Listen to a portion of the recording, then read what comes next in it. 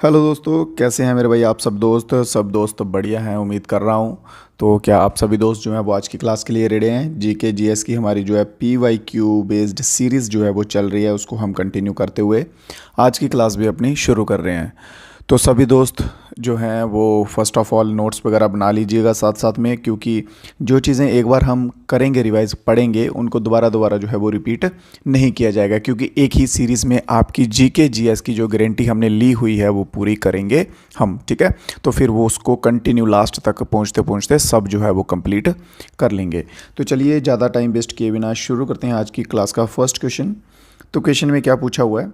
What is the friction force? वह frictional force का नाम बताइए जो कि दो सरफेस के बीच में इंटरेक्ट होती हैं रिलेटिव स्पीड में। ठीक है, रिलेटिव स्पीड में फ्रिक्शन बनती है। देखिए, मान लीजिए एक ऑब्जेक्ट ये है और दूसरा ऑब्जेक्ट ये है। ये ऑब्जेक्ट इस तरफ जा रहा है और ये इस तरफ को जा रहा है।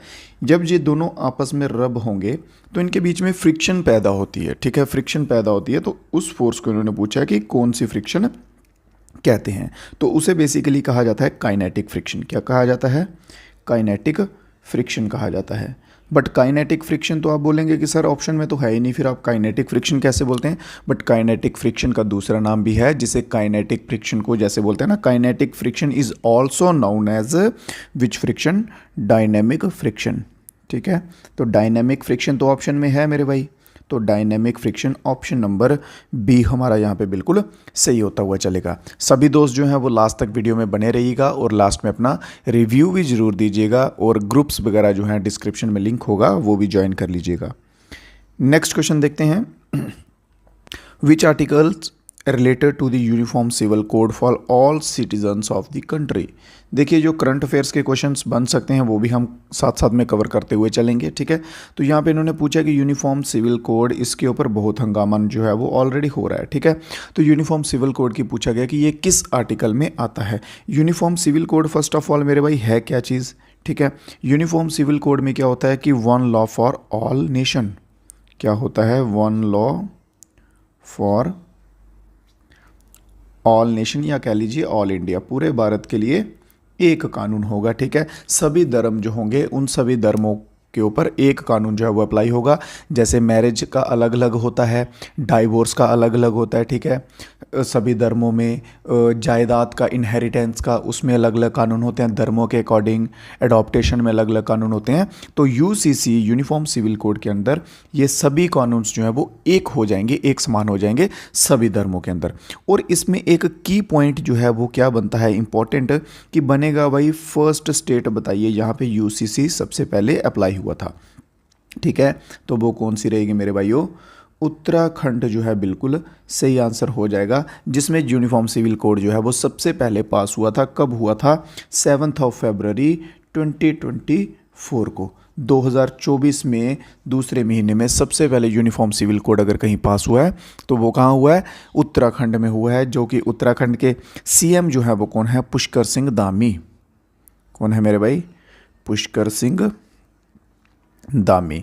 सब हम जो है वो कवर करते हुए चलेंगे। बस आप सभी दोस्तों को धैर्य बनाए रखना है, आराम से धीरे धीरे प्रोग्रेस करते हुए चलेंगे। ठीक है, यूनिफॉर्म सिविल कोड की बात की गई थी। ठीक है, जो कि आता है आर्टिकल नंबर 44 के अंडर। आर्टिकल नंबर 44 के अंडर आता है। कल मैंने आपको बताया था कि अमेंडमेंट नंबर 44 जो है उसमें क्या हुआ था, जल्दी से कमेंट बॉक्स में बता दीजिए। पुष्कर सिंह धामी पहले चीफ मिनिस्टर हैं जिन्होंने इसको इम्प्लीमेंट किया है। उत्तराखंड स्टेट में इम्प्लीमेंट हुआ है और 2024 में जो है वो इम्प्लीमेंट हुआ है। क्लियर? चलिए तो बढ़ते हैं अपने नेक्स्ट क्वेश्चन की ओर। What is the first part of the large intestine? Large intestine का इन्होंने पूछा है कि फर्स्ट पार्ट जो है वो क्या होगा लार्ज इंटेस्टाइन का। ठीक है, तो लार्ज इंटेस्टाइन कुछ इस तरह से हमारी बन जाएगी। देखिए, ड्राइंग पे मत जाइएगा यार, इतनी अच्छी नहीं है, बट फिर भी बना रहा हूँ ताकि आपको थोड़ा इजीली जो है वो चीज़ें समझ आ जाएं। ठीक है, तो लार्ज इंटेस्टाइन का उन्होंने पूछा है इस पार्ट का नाम क्या है, तो इस पार्ट को कहते हैं सीसम। ठीक है, सीसम कहते हैं। और ये एंड का जो पार्ट है इसे क्या कहते हैं? तो लास्ट पार्ट जो है इसे एनस कहते हैं, और इसके ऊपर एक पार्ट रहता है इसे रेक्टम कहते हैं। ठीक है, ये लार्ज इंटेस्टाइन के 3 इंपॉर्टेंट हैं जो आ सकते हैं। कई बार क्या होता है कि लेंथ पूछ लेते हैं इसकी, क्या पूछ लेते हैं, लेंथ पूछ लेते हैं। तो 1.5 मीटर जो है वो लार्ज इंटेस्टाइन की क्या होती है, लेंथ होती है। अगर फीट में दिया हो तो अप्रॉक्सीमेटली आप कह सकते हैं 5 फुट। ठीक है, क्या कहेंगे आप, 5 फुट तक जो है इसकी लेंथ होती है। क्लियर है। किसी क्वेश्चन में मेरे किसी भाई को कोई डाउट रह जाए तो डेफिनेटली आप कमेंट बॉक्स में पूछ सकते हैं, नीचे हैंडल्स दिए रहेंगे वहाँ पर भी आप पूछ सकते हैं। तो नेक्स्ट क्वेश्चन क्या बोला गया है, एनुअल रेन फॉरेस्ट पूछा गया, rainfall is greater than dash there are tropical evergreen forest. Simple सा कहा गया है कि वह वन बताइए जहाँ पे वह ट्रॉपिकल एवरग्रीन जो फॉरेस्ट होते हैं वहाँ पे रेनफॉल पूछा गया है कि कितनी होती है रेनफॉल। ठीक है, देखिए जो भाई इंग्लिश मीडियम वाले हैं ना उनके लिए इंग्लिश में क्वेश्चन है, हिंदी मीडियम वाले जो भाई हैं उनको भी कोई तकलीफ ना हो, ठीक है, तो उनके लिए हिंदी में नीचे क्वेश्चंस दिया हुआ है। जो कुछ वर्ड्स वैसे होंगे जो एक्सप्लेन करने लायक होंगे, जिनको हिंदी में अलग कहते होंगे इंग्लिश में अलग कहते होंगे, वो मैं ट्राई करूँगा डेफिनेटली एक्सप्लेन भी कर दूँ। ठीक है, तो ट्रॉपिकल एवरग्रीन फॉरेस्ट जो है मेरे भाइयों उनमें हर वर्ष जो है 200 सेंटीमीटर जो है प्लस वो रेनफॉल होता है। ठीक है, अगर बात कर ली जाए कि कौन कौन से आ जाएंगे इसमें, तो वेस्टर्न घाट्स आ जाएंगे। कौन कौन से आ जाएंगे, वेस्टर्न घाट्स आ जाएंगे। ध्यान रखिए जो जो चीज़ें लिखवा रहा हूँ वो लिखते चलना है आपको साथ में। असम का रीजन आ जाएगा, असम का क्षेत्र जो है, ठीक है, असम का रीजन आ जाएगा। अंडमान एंड निकोबार आइलैंड आ जाएगा मेरे भाई, अंडमान एंड निकोबार आइलैंड आ जाएगा, और तमिलनाडु का कोस्ट आ जाएगा। ये वो एरियाज़ हैं जहाँ पे ट्रॉपिकल एवरग्रीन फॉरेस्ट ज़्यादातर पाए जाते हैं। ठीक है, और वहाँ पे 200 सेंटीमीटर से ज़्यादा की बारिश होती है। अगर इन केस क्वेश्चन इस टाइप का बनता है कि बताइए भाई कि लार्जेस्ट जो है, लार्जेस्ट वाला कौन सा रहेगा, लार्जेस्ट कौन सा रहेगा ट्रॉपिकल एवरग्रीन फॉरेस्ट कहाँ पे रहेगा, तो अमेज़न बेसिन में रहेगा। कहाँ पे, अमेज़न बेसिन में रहेगा। बढ़ते हैं अपने नेक्स्ट क्वेश्चन की ओर। Which state has the highest number of national park in India. कौन सा राज्य है जिसमें सबसे अधिक जो है वो नेशनल पार्क हैं। ठीक है, तो कौन से राज्य में सबसे अधिक नेशनल पार्क हैं, तो मध्य प्रदेश जो है मेरे भाई बिल्कुल सही आंसर रहेगा हमारा। मध्य प्रदेश में सबसे ज़्यादा हैं, कितने हैं भाई, 11 नेशनल पार्क्स हैं। और उनमें से कुछ इंपॉर्टेंट के जो हैं वो नाम लिख लीजिए। कान्हा नेशनल पार्क, पन्ना पन्ना नेशनल पार्क, सतपुरा। जो जो चीज़ें लिखवा रहा हूँ मेरे भाई वो इंपॉर्टेंट हैं, नोट्स बना लीजिए, स्क्रीनशॉट ले लीजिए, जैसे आपको ठीक लगे, जैसे आपको कंफर्टेबल लगे वैसे कर लीजिए, बट कीजिए ज़रूर, क्योंकि रिवीजन के टाइम पे आपको डेफिनेट सी बात है ज़रूरत पड़ने वाली है। ठीक है, फिर एक आएगी Kuno wild life sanctuary, Kuno wild life sanctuary आ जाएगी। फिर इम्पॉर्टेंट रहेगा वन विहार, वन विहार जो है ये पूछा जाता है आमतौर पर। ठीक है, वन विहार और कान्हा ये दो जो हैं ये इंपॉर्टेंटली ज़्यादातर पूछे जाते हैं, इन दोनों पर स्टार मार्क कर लो। ठीक है, बस इतने जो हैं अभी इतने याद कीजिए, जो नेक्स्ट रहेंगे वो आपको नेक्स्ट किसी क्लास में करवा दिए जाएंगे। अगला क्वेश्चन देखते हैं। अगला क्वेश्चन क्या कहता है, which of the following state are union territory of India has summer and winter capitals. इन ऑप्शंस में देखिए भाई और बताइए कि कौन सी यूनियन टेरिटरी या फिर स्टेट राज्य है जिसकी समर की भी कैपिटल है, जिसकी समर में कैपिटल अलग होती है और विंटर्स में कैपिटल अलग होती है। ठीक है, तो वो कौन सा रहेगा हमारा, Jammu and Kashmir, option number B बिल्कुल सही रहेगा। ठीक है, तो जम्मू एंड कश्मीर की समर में कैपिटल्स क्या होती है, समर के दिनों में श्रीनगर होती है और विंटर के डेज में जम्मू जो है वो कैपिटल रहती है। जम्मू कश्मीर एकमात्र स्टेट है जिसकी 2 कैपिटल्स हैं। और बात कर ली जाए डिस्ट्रिक्ट्स की कि कितने डिस्ट्रिक्ट हैं जम्मू कश्मीर में, तो टोटल जो है वो 20 हैं, 10 जो हैं वो जम्मू में हैं और 10 जो हैं वो कश्मीर में डिस्ट्रिक्ट अवेलेबल हैं। क्लियर है, किसी भाई को कोई डाउट वगैरह रहे तो बता सकते हैं। डिस्ट्रिक्ट्स की बात कर रहे हैं, कैपिटल्स की बात कर रहे हैं, तो साथ साथ में हम देख लेते हैं सिक्किम का भी। तो सिक्किम की कैपिटल क्या है, गंगटोक। क्या रहेगी सिक्किम की कैपिटल, गंगटोक। साथ साथ में सभी मेरे भाई जो हैं वो ट्राई कीजिए, आंसर्स अपना जो है वो कमेंट बॉक्स में देते जाएं। वेस्ट बंगाल की कैपिटल क्या है, कोलकाता है। ठीक है, राजस्थान की क्या है मेरे भाई, तो जयपुर है। जयपुर को क्या बोला जाता है, जयपुर को पिंक सिटी भी बोला जाता है। क्या बोला जाता है, पिंक सिटी बोला जाता है। एक क्वेश्चन बनता है कि जयपुर के ओल्ड नेम के ऊपर बनता है, जयपुर का पुराना नाम बताओ भाई। तो जयपुर का ओल्ड नेम जो है वो क्या है, तो इसका ओल्ड नेम रहेगा एम्बर। ठीक है, ओल्ड नेम रहेगा एम्बर। आपको मैं पहले ही बता चुका हूँ, हम इस टाइम किसका पढ़ रहे हैं, लेवल जो है आपको थोड़ा सा हाई करना पड़ेगा। बाकी मीडियम एग्जाम्स के जैसे आते हैं वैसे जो पहले एग्जाम्स में आपने पढ़े हैं वैसा क्वेश्चन अभी नहीं देखने को मिलेंगे। कंपटीशन भी बढ़ रहा है और इस एग्ज़ाम में आपका लेवल भी जो है जीके जीएस का हाई रहेगा। ठीक है, पुलिस में स्पेशली लेवल हाई रहता है। क्लियर है यहाँ तक? किसी दोस्त को कोई डाउट वगैरह तो नहीं? अगर डाउट होंगे, मैं बार बार आपसे बोलता हूँ, डाउट हैं तो कमेंट बॉक्स में बता दीजिएगा। नेक्स्ट क्वेश्चन पूछा गया है, who are the parents of immunology. Immunology के जनक किसे कहा जाता है, या फादर ऑफ इम्यूनोलॉजी किसे कहा जाता है? ठीक है, फादर ऑफ इम्यूनोलॉजी किसे कहा जाता है। देखिए ये क्वेश्चन जो है ना, फादर ऑफ इम्यूनोलॉजी करके कम पूछा जाता है। ज़्यादातर ये क्वेश्चन पूछा जाता है कि स्मॉल पॉक्स बेकाइन के फादर, ठीक है, स्मॉल पॉक्स बेकाइन के फादर, ठीक है, जनक ऑफ स्मॉल पॉक्स बेकाइन। स्मॉल पॉक्स जो कि चेचक, हिंदी में क्या कहते हैं इसको मेरे भाई? चेचक, चेचक का टीका। तो चेचक का टीके का जनक जो है वो किसे कहा जाता है? तो ये क्वेश्चन जो है ज़्यादातर पूछा जाता है। तो एडवर्ड जेनर जो है इन्हें कहा जाता है, इनके द्वारा जो है वो सबसे पहले स्मॉल पॉक्स जो होती है, चेचक होती है, उसका टीका जो है वो बनाया गया था। कब बनाया गया था? 1796 जो है मेरे भाई बिल्कुल सही आंसर रहेगा। इसके सिवा जो दूसरे ऑप्शंस दिए हुए हैं एंटोनी जो है ये भी इम्पोर्टेंट रहते हैं। क्यों? क्योंकि इन्होंने सबसे पहले बैक्टीरिया एंड प्रोटोजोआ, ये पहले माइक्रोस्कोपिस्ट थे जिन्होंने सबसे पहले बैक्टीरिया और प्रोटोजोआ को ऑब्जर्व किया था। ठीक है, और रोबोट कोच जो हैं ये भी आ जाएंगे। इन्होंने ट्यूबरक्लोसिस बैक्टीरिया, कौन सा? ट्यूबरक्लोसिस बैक्टीरिया जो है वो इन्होंने डिस्कवर किया था। क्लियर? चलिए बढ़ते हैं अपने नेक्स्ट क्वेश्चन की ओर मेरे भाई।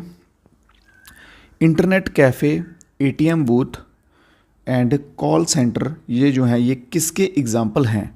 Tertiary sector, banking sector, secondary और प्राइमरी।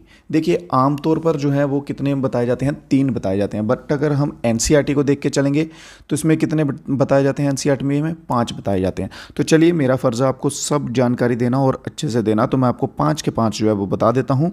जल्दी से इनको लिख लीजिएगा। ठीक है, सबसे पहले आ जाता है कौन सा? प्राइमरी। प्राइमरी आगे सेक्टर लिखते जाइएगा। दूसरे नंबर आ जाता है सेकेंडरी। तीसरे नंबर आ जाता है टर्शियरी, क्वाटरनरी,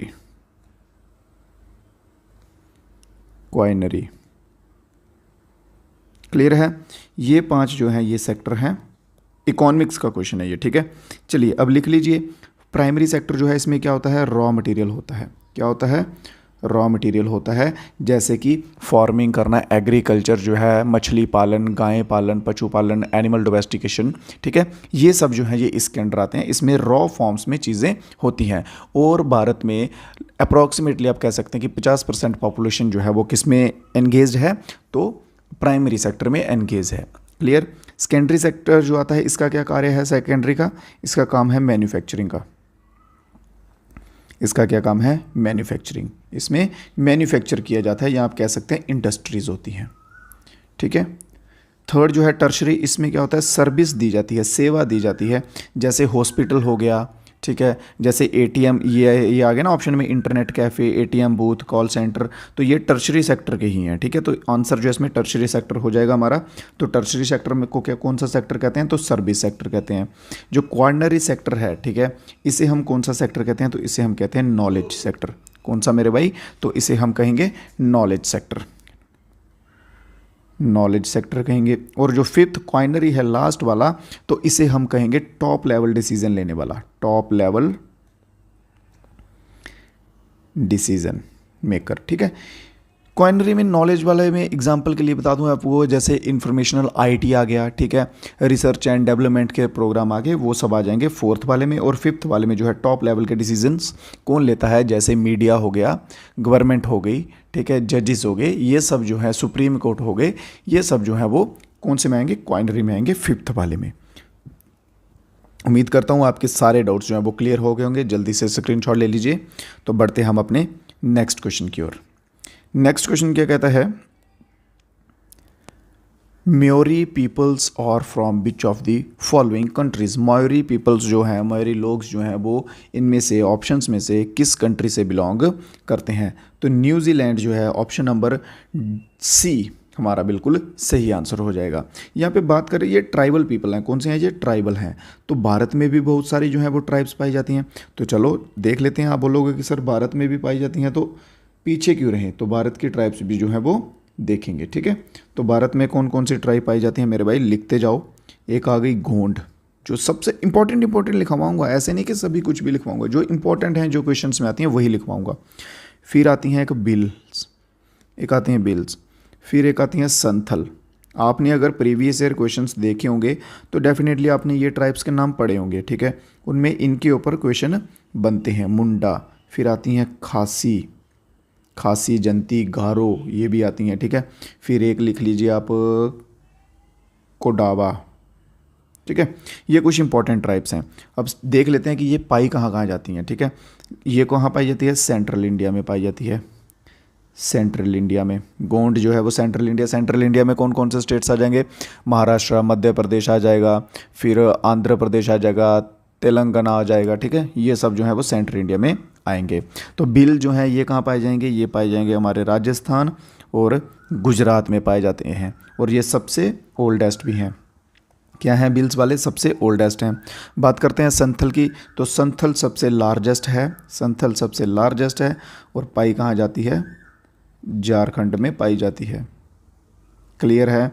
और मुंडा ट्राइब की बात कर ली जाए तो मुंडा मेरे भाइयों कहाँ पाई जाती है? ये भी सेंट्रल इंडिया में पाई जाती है। मुंडा ट्राइब सेंट्रल इंडिया में पाई जाती है। खासी ट्राइब पाई जाती है मेघालय में, और कोडाबा जो है ये पाई जाती है कर्नाटक में पाई जाती है ये ट्राइब। क्लियर है। इनका स्क्रीनशॉट ले लीजिए, जो जल्दी से नोट कर लीजिए मेरे भाई सभी दोस्त, ठीक है। उम्मीद कर रहा हूँ क्वेश्चंस आपको अच्छे लग रहे होंगे, समझ आ रहे होंगे। अच्छों से मेरा ये मतलब नहीं है कि देखने में अच्छे हैं या पढ़ने में अच्छे हैं, ये अच्छे ही हैं in the point of view exam, ठीक है। एग्ज़ाम के पॉइंट ऑफ व्यू से ये क्वेश्चंस जो हैं वो डेफिनेटली बहुत हेल्पफुल रहने वाले हैं, क्योंकि हम PYQ सीरीज़ लेके चल रहे हैं, और इसमें जो है हम डेफिनेटली क्वेश्चंस जो है एग्ज़ाम में आते हुए देखेंगे, ठीक है। नेक्स्ट क्वेश्चन में क्या कहा गया है? कौन सी जगह पे महात्मा गांधी ने डू और डाई, करो या मरो का जो नारा है वो दिया था ड्यूरिंग क्विट इंडिया मूवमेंट के दौरान, क्विट इंडिया मूवमेंट चल रहा था उस टाइम पे महात्मा गांधी ने किस जगह पे करो या मरो का नारा दिया था? बोलते जहाँ तो कर लो तो जहाँ तो मर जाओ, ठीक है। अब आपके हाथ में है ये बात, ठीक है। तो ये दिया था बॉम्बे में दिया था। कहाँ पे दिया था? बॉम्बे में दिया था। बॉम्बे में कौन सी जगह मेरे भाई? बॉम्बे में कौन सी जगह? तो बॉम्बे में आ जाएगी ग्वालिया टैंक मैदान, ठीक है। ग्वालिया टैंक मैदान, जिसे कि क्रांति मैदान भी कहा जाता है। क्या कहा जाता है? क्रांति मैदान भी कहा जाता है, ठीक है। तो इस जगह पे जो है वो दिया था। तो कब दिया था मेरे भाई? सन 1942 में। 1942 तो आप लगा सकते हैं अंदाजा, क्योंकि क्विट इंडिया मूवमेंट जो है वो तभी चल रहा था, ठीक है। क्विट इंडिया 1942 में चल रहा था। इसके सिवा और इंपॉर्टेंट मूवमेंट्स देख लेते हैं जो चल रहे थे, उनके टाइम पीरियड देख लेते हैं कि कब कब जो है वो चल रहे थे। सॉल्ट मार्च के ऊपर क्वेश्चन पूछा जाता है। नमक यात्रा, ठीक है, सॉल्ट मार्च, तो ये पूछा जाता है 12 मार्च, 12 ऑफ मार्च 1930 को जो वो सॉल्ट मार्च हुआ था। चंपारण सत्याग्रह इसका पूछा जाता है, तो 1917 में हुआ था, ठीक है। चोरी चोरा जो है इसके रिलेटेड अगर आ जाए तो 1922 में चोरी चोरा हुआ था। और 1942 में एक और आया था, वो था क्रिप्स, ठीक है, क्रिप्स मिशन। चलिए क्लियर है। सब जो एक क्वेश्चन जो है ना उसके रिलेटेड के जितने इंपॉर्टेंट क्वेश्चन बनेंगे सबका जो है हम निचोड़ करते हुए चलेंगे, और ऐसा कोई क्वेश्चन जो है हम ट्राई करेंगे कि ना छूट जाए, जो कि आपके एग्ज़ाम में आपको देखने को मिले। हम ट्राई करेंगे कि ऑलमोस्ट सभी क्वेश्चंस हम कवर कर लें कि जो आपको आपके एग्ज़ाम में आते हुए दिखेंगे। नेक्स्ट क्वेश्चन है when was the first session of Indian National Congress conducted. देखिए first session of Indian National Congress की बात की जाए तो लास्ट डे मैं आपको करवा चुका हूँ, पहले 3 सेशन जो है वो मैंने करवाए थे, ठीक है। तो इसका आंसर अभी मुझे देने की ज़रूरत नहीं लग रही, तो इसको मैं एक्सप्लेन ना करके सीधा लिखूंगा 1885 में हुआ था, बॉम्बे में हुआ था, ठीक है। एक चीज़ मैंने नहीं लिखवाई थी उसमें कि कौन सी जगह, गोकुलदास तेजपाल संस्कृत कॉलेज, इस जगह में हुआ था बॉम्बे में, ठीक है। चलिए नेक्स्ट क्वेश्चन देखते हैं अपना। तो नेक्स्ट क्वेश्चन आज का क्या है कि शॉल्स कि who is the chairman of national Integration council in India. National Integration council in India के चेयरमैन जो है वो कौन है। नेशनल इंटीग्रेशन के काउंसिल के जो चेयरमैन है वो हमेशा कौन रहेंगे, प्राइम मिनिस्टर रहेंगे। जो भी करंटली प्राइम मिनिस्टर होंगे, जो भी करंटली पीएम होंगे वो रहेंगे इसके चेयरमैन। इसमें होते कौन है, मेंबर कौन होते हैं, इसमें होते हैं कौन कौन होते हैं, इसमें होते हैं जो कि आप कह सकते हैं सीनियर लीडर्स जो होते हैं, ठीक है। सीनियर लीडर्स प्लस आप कह सकते हैं पब्लिक फिगर्स जो होते हैं, लोग पब्लिक फिगर्स जो मतलब कि लोगों के बीच में लोकप्रिय होते हैं, ठीक है, वो हो गए। और इनके साथ मिलके क्या करते हैं, एड्रेस दी प्रॉब्लम्स, क्या करते हैं, एड्रेस दी पब्लिक प्रॉब्लम। जो लोगों की प्रॉब्लम्स होती हैं उनको सॉल्व करने के रिलेटेड डिस्कशंस जहाँ कह सकते हैं उनके ऊपर निर्णय लेते हैं ये लोग, ठीक है। कौन, National Integration Council of India में। क्लियर है। तो बढ़ते हैं अपने नेक्स्ट क्वेश्चन की ओर। Which type of nutrition ingest the complex ingredient produce by other fossils. देखिए इसमें ये क्वेश्चन किस तरह का बनता है कि दूसरे फॉसिल्स के द्वारा प्रोड्यूस किया गया, इंजेस्ट कर लेते हैं दूसरे जो हैं, हाँ दूसरे फॉसिल्स, ठीक है। तो उन्हें जो है हम क्या कहते हैं, किस प्रकार का पोषण अन्य जीवाश्मों द्वारा उत्पादित जटिल अवयवों को निगलता है, ठीक है। दूसरे जो कॉम्प्लेक्स होते हैं उनके द्वारा प्रोड्यूस किया गया फॉसिल जो है वो क्या कहा जाता है, हेट्रोट्रॉपिक। कहाँ रहेगा भाई, ऑप्शन नंबर सी में हेट्रोट्रॉपिक न्यूट्रिशन की फॉर्म में वो आता है। तो ऑप्शन नंबर सी जहाँ पे बिल्कुल सही रहेगा। क्लियर। तो नेक्स्ट क्वेश्चन है who was called Jat caste Plato. Jat की जो जाट कास्ट है उनमें प्लेटो किसे कहा जाता था, तो राजा सूरजमल जो है इनको जो है जाटों का प्लेटो भी कहा जाता था। उस टाइम के पीरियड जब इनका टाइम पीरियड था तो जाट वर्सेस राजपूत के बहुत से युद्ध हुए हैं जिनमें इन जाटों ने राजपूत जो राजा थे उस टाइम के उनको जो है वो डिफीट किया है। क्या किया है मेरे भाई, डिफीट किया है। तो राजा सूरजमल जो है ये नाम याद रखिएगा। नेक्स्ट क्वेश्चन देखते हैं। विच of the following sport shows सॉलिडेटरी when playing. सॉलिडेटरी से आप क्या मतलब समझते हैं, उन्होंने बोला है कि कौन सा खेल है जो सॉलिडेटरी दिखाता है। सॉलिडेटरी से आप मतलब समझते हैं यूनिटी, इसमें यूनिटी होती है, रिस्पेक्ट होती है, ठीक है, करेज और काइंड, ठीक है। ये 2-4 वर्ड जो हैं ये शो होते हैं। तो कौन सा वह ऐसा खेल है इनमें से जिसमें यूनिटी होती है, एक साथ लोग करते हैं। जैसे देखिए फुटबॉल हो गया, एग्जांपल के लिए आपको बता दूं, फुटबॉल हो गया, एक गोल करना होता है तो उसके लिए पूरी टीम, फुल टीम जो है वो दौड़ती है एक गोल के लिए, तो वो यूनिटी में आ जाएगा ना, ठीक है। तो इसी तरह से अब इनमें ऑप्शंस में देखिए तो इसमें बास्केटबॉल जो है मेरे भाई बिल्कुल सही रहेगा, option number A. Next question देखते हैं। विच of the following is the longest mountain range in the world में सबसे लॉन्गेस्ट माउंटेन रेंज जो है वो कौन सी है। तो कौन कौन से बाइस जो हैं वो हिमालय के साथ जा रहे हैं, जल्दी से आंसर आने दीजिए इसका कि कौन सी जो है लॉन्गेस्ट रेंज है माउंटेन्स की वर्ल्ड में। तो हिमालय वाले भाइयों बिल्कुल गलत हैं आप। तो सबसे लंबी जो है वो कौन सी है, एंडीज माउंटेन रेंज। कौन सी, एंडीज माउंटेन रेंज। ये बहुत सी देशों में से जाती है, जैसे वेनेजुएला हो गया, कोलंबिया हो गया, ठीक है, इक्वाडोर हो गया, पेरू, ब्राज़ील, ये साथ के जो हैं, ब्राज़ील नहीं बोलिविया हो गया, ठीक है। तो इन सभी में से होते हुए जाती है एंडीज। तो ये सबसे जो है वो लंबी है। जो भाई बोल रहे हैं हिमालय, तो हिमालय का सुन लीजिए, हिमालय की रेंज जो है वो कहाँ कहाँ तक है, इंडिया, नेपाल, भूटान, चाइना और छोटा सा पाकिस्तान, ठीक है। यहाँ से होके जो है वो जाती है हिमालय की। तो लॉन्गेस्ट की बात कर लीजिए वर्ल्ड्स की तो एंडीज रहेगी, ठीक है। तो उसके सिवा यूरल्स पूछा गया है। यूरल्स ये कहाँ के हैं? ये रशिया के हैं। यूरल्स रशिया के हैं और आल्प्स जो हैं ये सेंट्रल यूरोप के हैं आल्प्स। क्लियर है? तो बढ़ते हैं अपने नेक्स्ट क्वेश्चन की ओर। Why what name is the International Reconstruction and Development Bank known? International Reconstruction and Development Bank को और दूसरे किस नाम से जाना जाता है? तो उसे जाना जाता है मेरे भाइयों किस नाम से? वर्ल्ड बैंक के नाम से जाना जाता है। किस नाम से? वर्ल्ड बैंक के नाम से जाना जाता है। तो बात की जाए वर्ल्ड बैंक की स्थापना जो है वो कब हुई थी? तो 1944 में इस्टेब्लिश हुई थी वर्ल्ड बैंक। हेडक्वार्टर के ऊपर क्वेश्चन पूछ लिया जाता है तो वाशिंगटन डीसी में इसका हेडक्वार्टर है। ठीक है, अगर पूछ लिया जाए प्रेसिडेंट जो हैं वो अभी करंटली कौन है? तो प्रेसिडेंट एक इंडियन है, अजय वांगा जो हैं, बिल्कुल यहाँ पे सही आंसर रहेगा। ठीक है, और एग्जीक्यूटिव डायरेक्टर भी अपने इंडियन है। ईडी भी कौन है? अपने इंडियन है, Parameswaran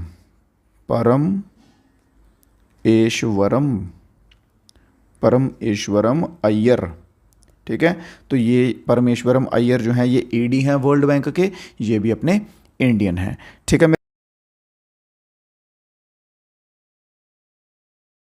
how many fundamental duties are there in article 51A of the Indian constitution? जो कुछ भाई मेरे इंग्लिश वाले हैं वो इंग्लिश में पढ़ सकते हैं यहाँ से। ठीक है, और हिंदी वाले जो भाई हैं वो हिंदी से भी पढ़ सकते हैं। ट्राई कीजिएगा, साथ साथ में अपने आंसर्स जो हैं वो देते जाएं। तो पूछा गया है आर्टिकल नंबर 51A के अंडर जो है वो कितनी फंडामेंटल ड्यूटीज़ आती हैं? तो कॉमन सी बात है, फंडामेंटल ड्यूटीज़ उतनी ही होंगी जितनी है एक्चुअल में। ठीक है, एक ही आर्टिकल के अंडर सारी आएंगी। तो टोटल कितनी फंडामेंटल ड्यूटीज़ है भाई? टोटल है 11। 11 जो है इसका बिल्कुल सही आंसर आ जाएगा। फंडामेंटल ड्यूटीज़ के रिलेटेड क्वेश्चन अगर बनता है तो पूछा जा सकता है कौन से पार्ट में जो है वो आती हैं? तो पार्ट नंबर 4A में जो है वो फंडामेंटल ड्यूटीज़ हमारी आती हैं। और इसके रिलेटेड रिकमेंडेशन आती है कि फंडामेंटल ड्यूटीज़ जो है वो किसकी रिकमेंडेशन पे जो है वो बनाई गई थी? तो किसकी रिकमेंडेशन पे? सरदार स्वर्ण सिंह। साथ साथ में सभी मेरे दोस्त ट्राई करेंगे कि नोट्स जो हैं मेरे भाइयों बनाते जाएं, क्योंकि ये हम अपनी सीरीज़ लेके जाएंगे कंटिन्यू आपके एग्ज़ाम्स तक, और ये रिपीट नहीं होंगे क्वेश्चंस, ये बात का याद रखिएगा। ठीक है, तो बेटर है कि अगर आप नोट्स बनाते जा रहे हैं तो आपके लिए बेटर रहेगा। ठीक है, अच्छा ऑप्शन रहेगा आपके लिए।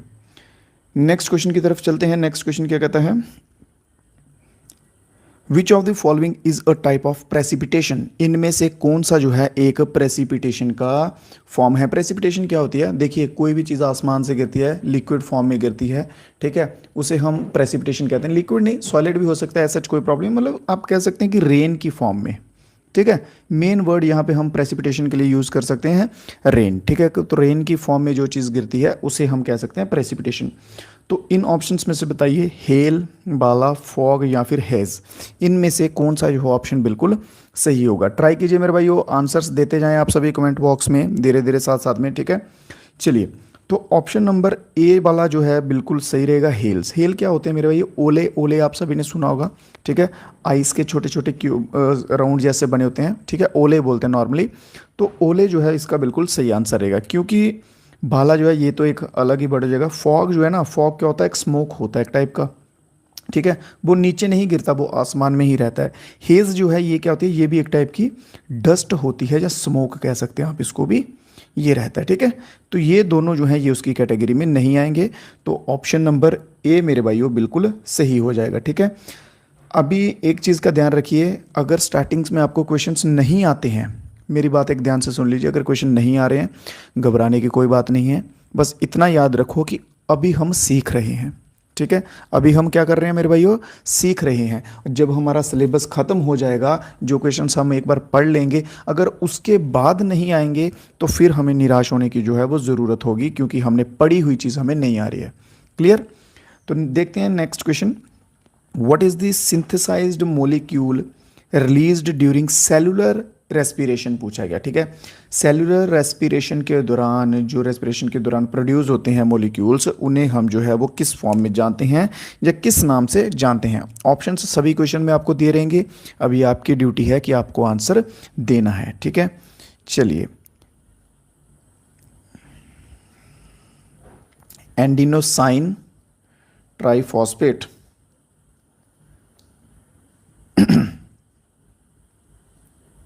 नाम लिख लीजिए, ये किसका नाम है पूरा, एटीपी का। तो ऑप्शन नंबर सी जो है इसमें बिल्कुल सही रहने वाला है, ठीक है। तो एटीपी जो है ये क्या करता है, ये प्रोसेस करता है माइटोकॉन्ड्रिया, किसी भी सेल के माइटोकॉन्ड्रिया में जो है प्रोसेस करता है। माइटोकॉन्ड्रिया क्या होता है मेरे भाइयों, क्वेश्चन बन सकता है माइटोकॉन्ड्रिया पे, ठीक है। माइटोकॉन्ड्रिया, तो माइटोकॉन्ड्रिया को क्या बोलते हैं, इसे बोलते हैं पावर हाउस ऑफ सेल। क्या क्या बोलेंगे इसके, पावर हाउस ऑफ सेल, ठीक है। क्वेश्चन इस तरह से बनेगा, which is known as the power house of a cell. तो माइटोकॉन्ड्रिया जो है उसमें हमारा बिल्कुल सही आंसर रहेगा, क्लियर। चलिए नेक्स्ट क्वेश्चन देखते हैं अपना। तो नेक्स्ट क्वेश्चन क्या कहा गया, who was the defence minister of the interim government formed in 1946। 1946 की बात की गई है, उस टाइम पे इंटर्म गवर्नमेंट के हमारे डिफेंस मिनिस्टर, ठीक है, डिफेंस मिनिस्टर जो हैं वो उस टाइम पे कौन थे। बहुत बढ़िया, सभी दोस्त ट्राई करेंगे आंसर देने का साथ साथ में। तो Baldev Singh, Sardar Baldev Singh, option number B इसमें मेरे भाई बिल्कुल ठीक रहेगा। रिव्यू वगैरह जो है मेरे भाई वो क्लास जैसे ही खत्म होगी, आप सभी को रिव्यू वगैरह देते हुए जाइएगा क्लास का, ठीक है, कि कैसी लग रही है। क्वेश्चंस जो है, क्वेश्चंस की गारंटी मैं लेता हूँ, क्वेश्चंस आपको एकदम आपके सिलेबस के अकॉर्डिंग आएंगे, ठीक है। क्वेश्चंस का टेंशन मत लीजिए, बस आप रिव्यू दीजिएगा कि क्लास समझ आ रही है कि नहीं आ रही, क्लियर। चलिए, तो सरदार बलदेव सिंह जो है उस टाइम के कौन थे, डिफेंस मिनिस्टर थे, ठीक है। और फाइनेंस मिनिस्टर भी याद रख लीजिए, ये भी इंपॉर्टेंट हो सकता है, तो लियाकत अली खान, लियाकत अली खान। राइटिंग वगैरह समझ आ रही है ना मेरी भाई, इतनी गंदी तो नहीं लग रही कि समझ ही ना आए आपको। चलिए नेक्स्ट क्वेश्चन की तरफ चलते हैं। अगला क्वेश्चन क्या कहता है, which of the following rivers has the largest basin area in peninsular India. Peninsular India जो है वहाँ का पूछा गया है, प्रायद्वीपीय भारत में सबसे बड़ा एरिया जो है वो कौन सी रिवर का है, सबसे बड़ा। पेनिनसुलर एरिया पता है ना आप सभी को भाई कौन सा है, ठीक है। मेरे यार चलो ट्राई करता हूँ थोड़ा सा बनाने का, बट ज़्यादा अच्छा नहीं है। चलिए ये मान लीजिए, आप गैस कर लो कि ये इंडिया का मैप है, ठीक है। और इसमें ये जो एरिया है ना, ये वाला, ये एरिया है पेनिनसुलर एरिया, जो कि किससे बना है, लावा के फॉर्मेशन से, लावा से बना हुआ है। इसके पीछे का प्रूफ क्या कि सर लावा से ही बना हुआ है, यहाँ की ब्लैक सॉइल है। कौन सी सॉइल है, ब्लैक सॉइल है। ब्लैक सॉइल किसके लिए यूज़फुल है, कॉटन के लिए यूज़फुल है। कॉटन जो है ब्लैक सॉइल में बहुत अच्छा होता है, अच्छे लेवल पे होता है, ठीक है, क्लियर। तो चलिए अब बात करते हैं हम उस रिवर की। तो रिवर कौन सी रहेगी मेरे भाइयों, तो गोदावरी, ऑप्शन नंबर ए बिल्कुल सही रहेगा, जो कि कहाँ से निकलती है, नासिक से निकलती है, क्लियर है। नासिक कहाँ पे आ जाएगा, महाराष्ट्र में आ जाएगा। महाराष्ट्र की लोकेशन की बात कर ली जाए तो ये रही महाराष्ट्र की लोकेशन, क्लियर है। चलिए किसी भाई को कोई अगर डाउट वगैरह रह जाए ना तो वो बता दीजिएगा, लाइव में हो सके तो ऐसे बता दीजिए, अदरवाइज कमेंट बॉक्स में बोल दीजिएगा, वहाँ पे भी आपका जो है वो डाउट क्लियर कर लेंगे, ठीक है। क्वेश्चन पूछा गया, all synthetic fibres using raw material of petroleum. जितने भी सिंथेटिक फाइबर हैं, यहाँ पे क्या बोला गया, पेट्रोलियम का यूज़ करके जिन्हें प्रिपेयर किया जाता है उस प्रोसेस को क्या कहते हैं, ठीक है। तो पेट्रोकेमिकल नाम से जितने भी आप कह सकते हैं फाइबर्स को हम बनाते हैं, ठीक है, पेट्रोलियम का यूज़ करके, उन सभी को जो है वो पेट्रोकेमिकल कहा जाता है, क्लियर। तो ऑप्शन नंबर डी यहाँ पे मेरे भाई बिल्कुल सही होता हुआ दिखेगा, पेट्रोकेमिकल, ठीक है। जो भी केमिकल है मैन्युफैक्चरिंग के लिए यूज़ किए जाते हैं उन्हें पेट्रोकेमिकल कहते हैं। और इन्हें मेनली जो है मैन्युफैक्चरिंग सिंथेटिक्स में कौन आते हैं, जैसे कि नायलॉन हो गया और साथ में एक्रिलिन हो गया, ठीक है। ये दो इंपॉर्टेंट है, ये याद रख लीजिएगा। नेक्स्ट क्वेश्चन देखते हैं अपना, who was the father of white revolution in India. White revolution के पिता जो हैं, वाइट रेवोल्यूशन के सफ़ेद क्रांति के जनक जो है मेरे भाई, किसे कहा जाता है। दो क्वेश्चन बनेंगे, एक बनेगा वाइट रेवोल्यूशन पे और एक बनेगा ग्रीन रेवोल्यूशन पे, तो दोनों जो है वो आपको कवर करवाता हुआ चलूंगा। तो वाइट रेवोल्यूशन की बात की जाए तो वर्गीस कुरियन जो है बिल्कुल हमारा सही आंसर रहेगा, जो कि किसके रिलेटेड थी वाइट रेवोल्यूशन मेरे भाइयों, तो मिल्क के रिलेटेड थी।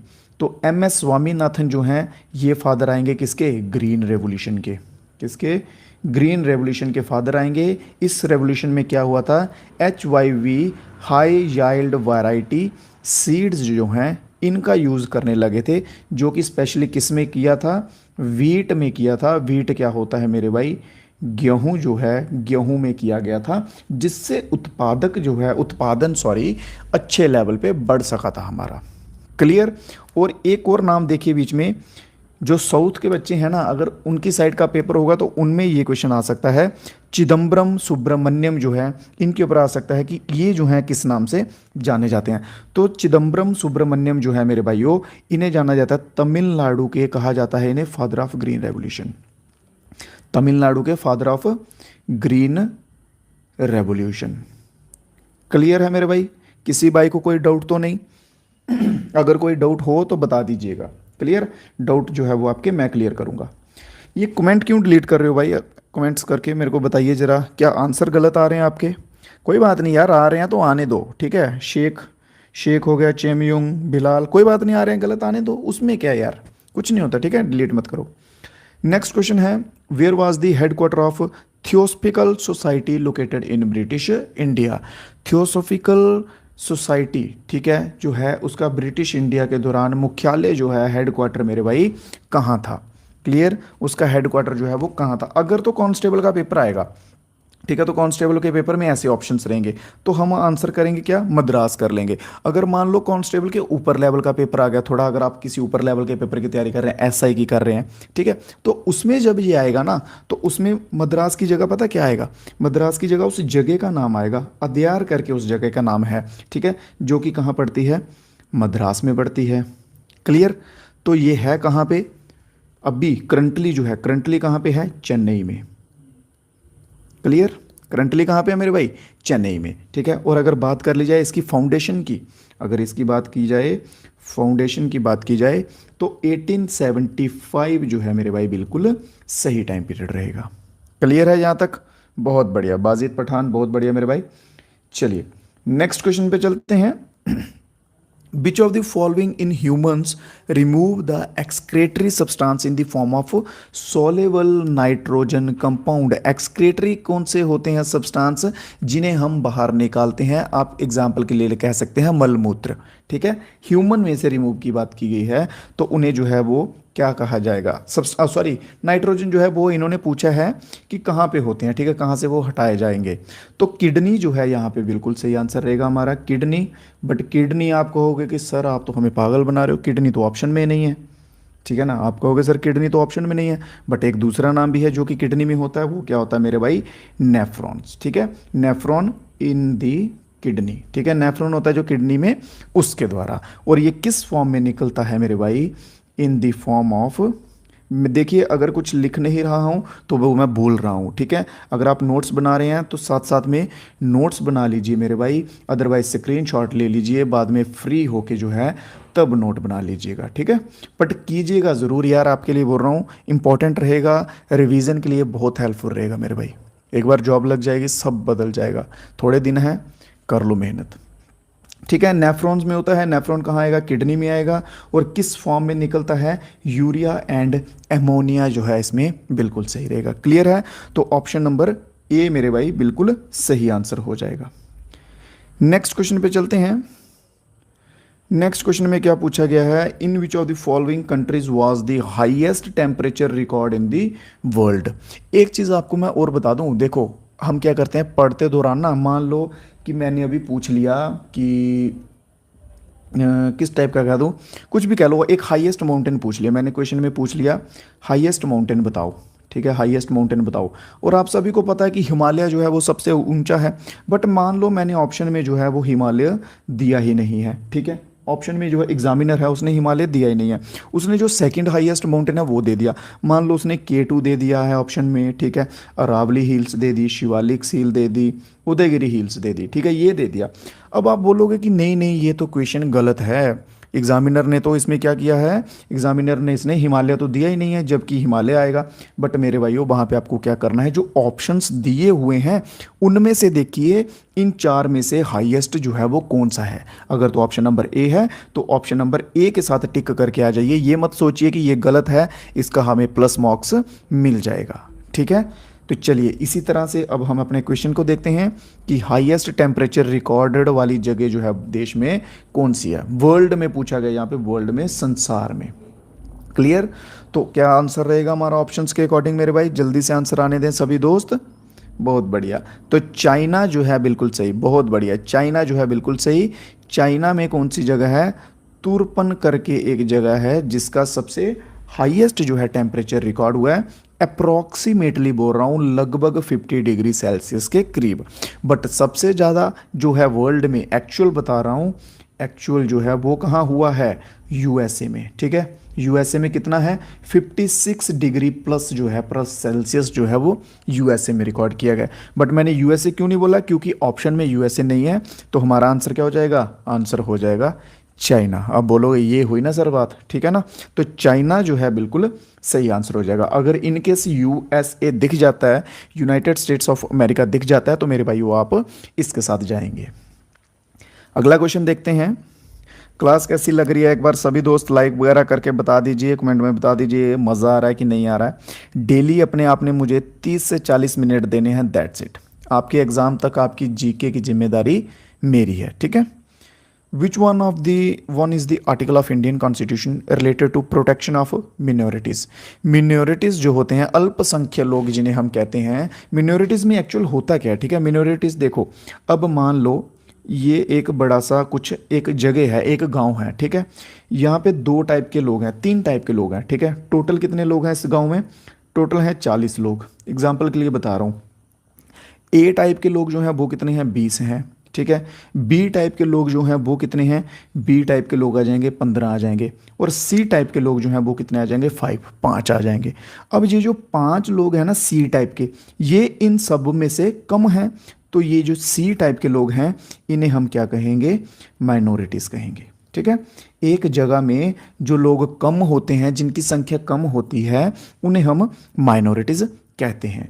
तो बात यहाँ की गई है इन लोगों की, टाइप सी के जो लोग हैं, इनकी प्रोटेक्शन के लिए मेरे भाइयों कौन सा आर्टिकल जो है वो यूज़ किया जाता है, ठीक है। तो 2 आर्टिकल्स जो है वो मेनली यूज़ किए जाते हैं, कौन कौन से, एक तो आ गया हमारा 29 एंड इसके साथ साथ आप लिख लीजिए 30।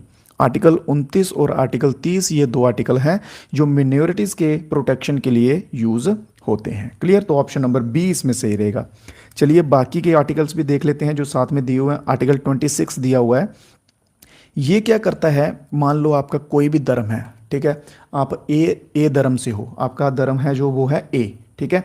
तो आप क्या करते हैं, ये आर्टिकल 26 के अंडर उस धर्म में, उस धर्म के लिए आप कोई भी संस्थान खोल सकते हो, उसके लिए इंस्टीट्यूट बना सकते हो। मान लो आपके धर्म में ऐसे करके घर बनाते हैं, तो आप अपने धर्म के लिए ये घर बना सकते हो। मान लो चैरिटी के लिए भी आप कुछ बना सकते हो। तो ये इसकी आज़ादी जो है वो हमें क्या देता है, कौन देता है, आर्टिकल नंबर 26। समझ आ रहा है कि नहीं आ रहा जो मैं समझा रहा हूँ, ठीक है। अगर नहीं आ रहा तो एक बार फिर से वीडियो पीछे करके जल्दी से देख लो, सुन लो, डेफिनेटली समझ आएगा, ठीक है। तो इन तरह से जो है क्वेश्चंस को याद कीजिए। फिर हम बात करते हैं आर्टिकल नंबर 24 की।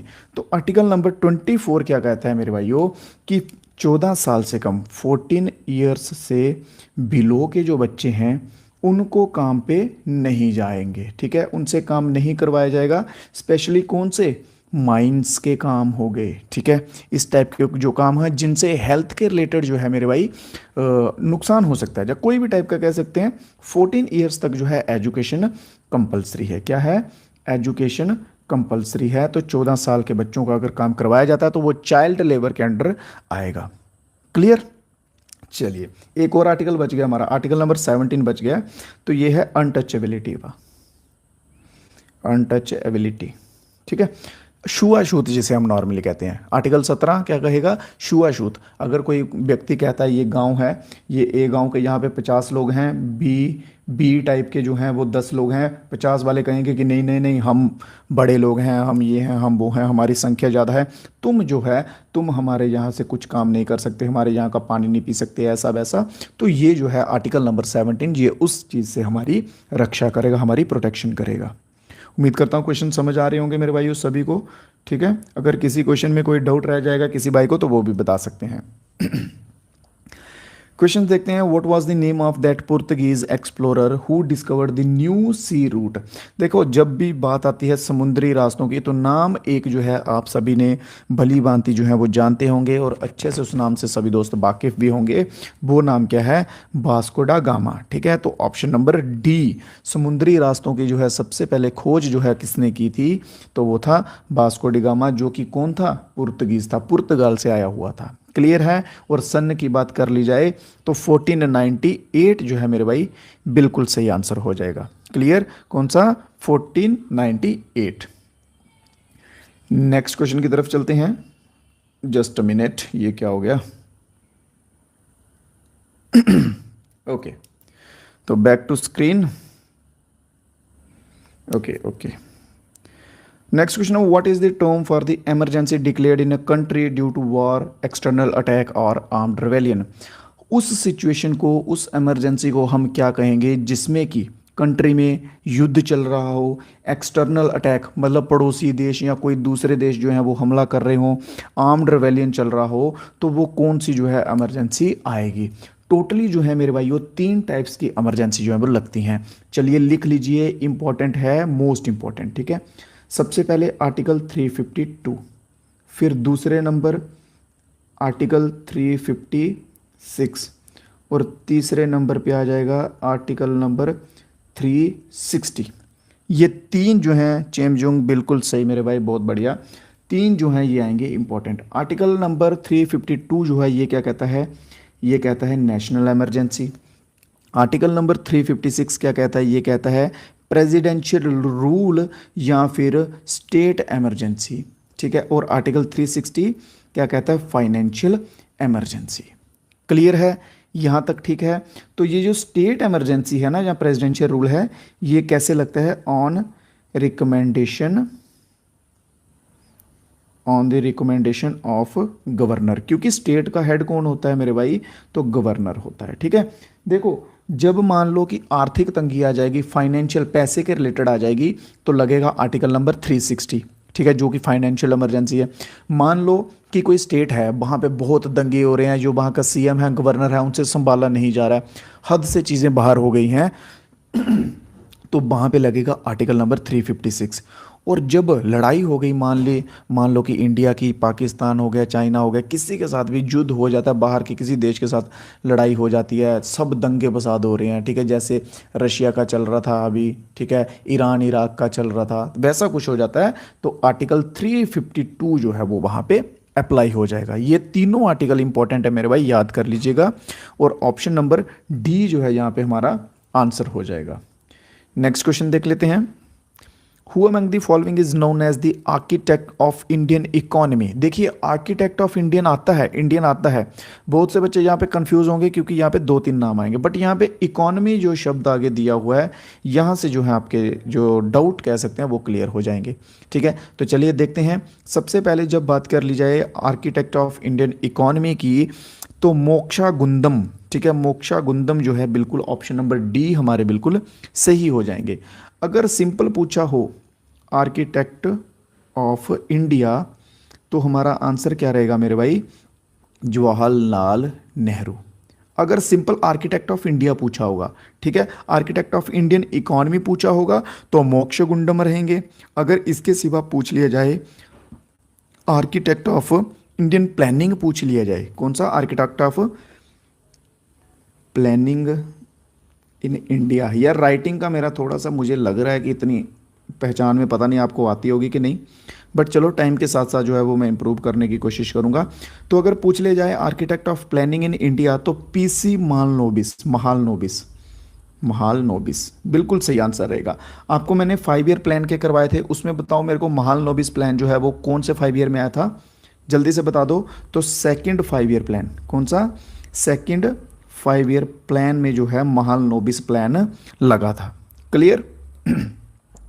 चलिए स्क्रीनशॉट ले लिया करो साथ साथ में, या फिर नोट डाउन करते जाया करो मेरे भाई। नेक्स्ट क्वेश्चन है, what is the nature of the finance commission as mention in article 280।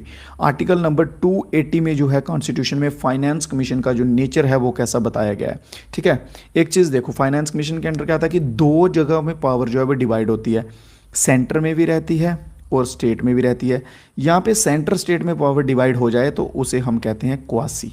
ठीक है, तो क्वासी जुडिशियल जो है ये बॉडी रहेगी, तो ऑप्शन नंबर बी इसमें सही हो जाएगा। अगला क्वेश्चन देखते हैं, विच of the following sports required a net. बहुत ही बेसिक सा क्वेश्चन है यार, बताओ जल्दी से आंसर दो, जल्दी से कमेंट बॉक्स में जल्दी से। इन्होंने पूछा है कि इनमें से कौन सा खेल है जिसमें नेट का ज़रूरत होता है, नेट की ज़रूरत होती है। नेट क्या होता है, मान लो ये ऐसे गेम खेल रहे हो, ठीक है, इसमें ये जालीदार लगा होता है ना, ये इसे बोलते हैं नेट। बताओ अभी जल्दी से, बेसिक क्वेश्चन है, जल्दी से आंसर आने दो, जल्दी जल्दी।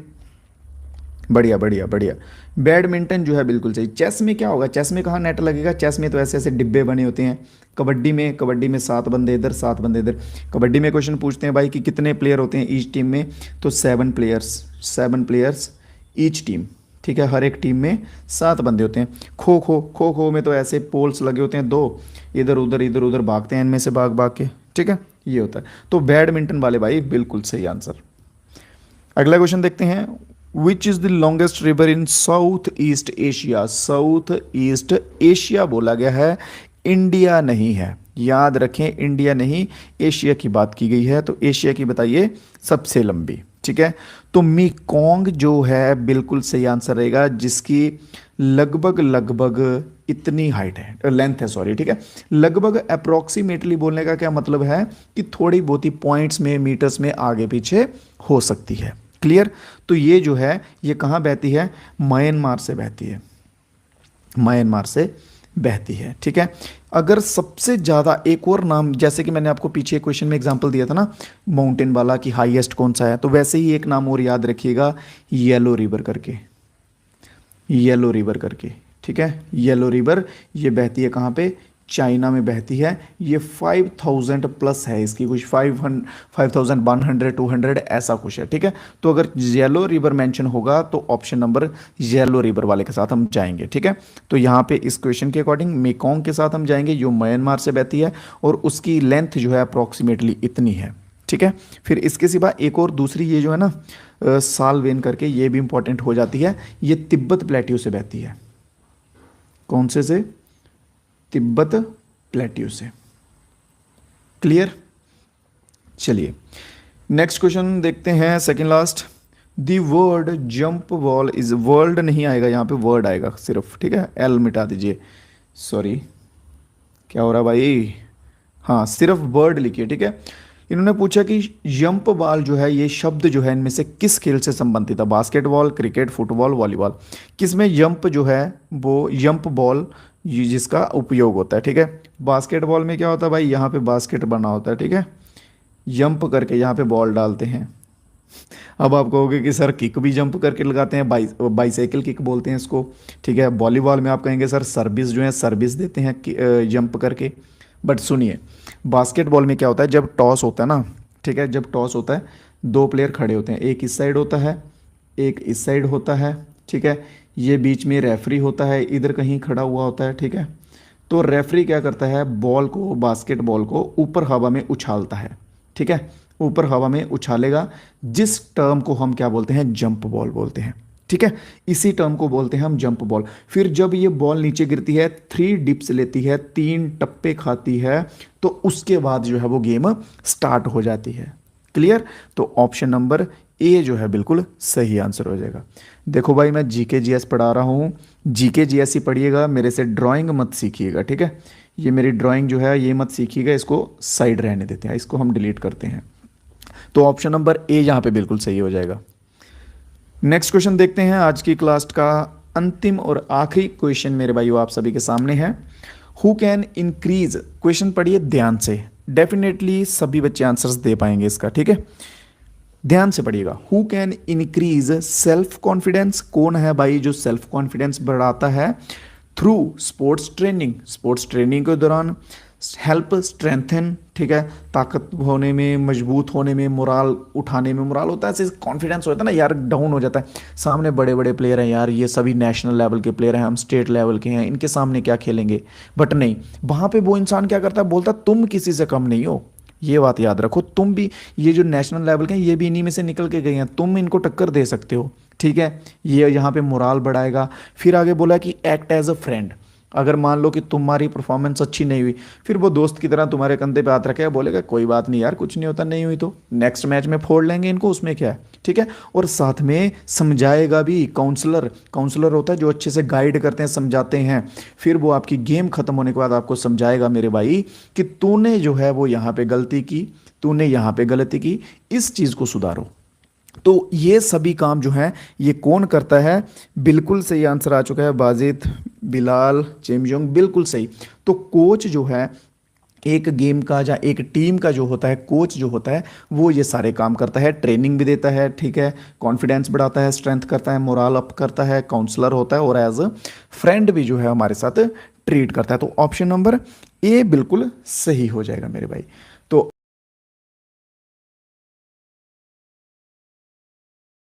तो क्वेश्चन में पूछा गया एडेरेंस ऑफ हनी बी, मधुमक्खियों के पालन को जो है वो क्या कहा जाता है, ठीक है। तो सभी क्वेश्चंस जो हैं वो हम एक्सप्लेन करते हुए चलेंगे, अच्छे से PYQ बेस्ड हैं और इनको अच्छे से खंगालते हुए चलेंगे, ठीक है। आप सभी से उम्मीद करूंगा कि नोट्स वगैरह जो है वो बना लीजिएगा साथ साथ में। तो चलिए फर्स्ट देखते हैं। फर्स्ट दिया है इन्होंने वर्मी कल्चर। तो वर्मी कल्चर में क्या करते हैं? Rearing of earthworm, rearing of earthworm. Earthworm क्या होता है मेरे भाइयों? केचुआ, ठीक है। अर्थवॉर्म जो है, केंचुए जो है वो पालते हैं वर्मी कल्चर में। फिर उसके बाद आता है एपीकल्चर। एपीकल्चर में क्या करते हैं? ये हनी वीज को जो है वो पालते हैं, जिनसे शहद जो है ये बनाते हैं, ठीक है। फिर उसके बाद ऑप्शन नंबर सी क्या दिया है? सिल्वी कल्चर। ये क्या है मेरे भाइयों? सिल्वी कल्चर ये फॉरेस्ट से रिलेटेड है। किसके रिलेटेड है? फॉरेस्ट से रिलेटेड है। और फोकस जो है इसमें किस पे किया जाता है? फोकस किस पे होता है? टिम्बर के ट्री पे। कौन सा? टिम्बर पे इसका फोकस होता है। क्लियर। और लास्ट कौन सा है? सेरीकल्चर जो है, जो कि रॉ सिल्क जो है वो प्रोड्यूस करता है। सिल्क क्या होती है मेरे भाई? रेशम, ठीक है। क्या होती है? रेशम। रॉ सिल्क जो है वो प्रोड्यूस करता है। कैसे? कैटरपिलर्स को पालते हैं इसमें। कैटरपिलर्स जो होते हैं, रेशम के कीड़े या रेश के कीड़े हम जिन्हें नॉर्मली कहते हैं, उनको पाल के, ठीक है। तो वर्मी कल्चर अर्थवॉर्म्स को पालते हैं, कीचुओं को।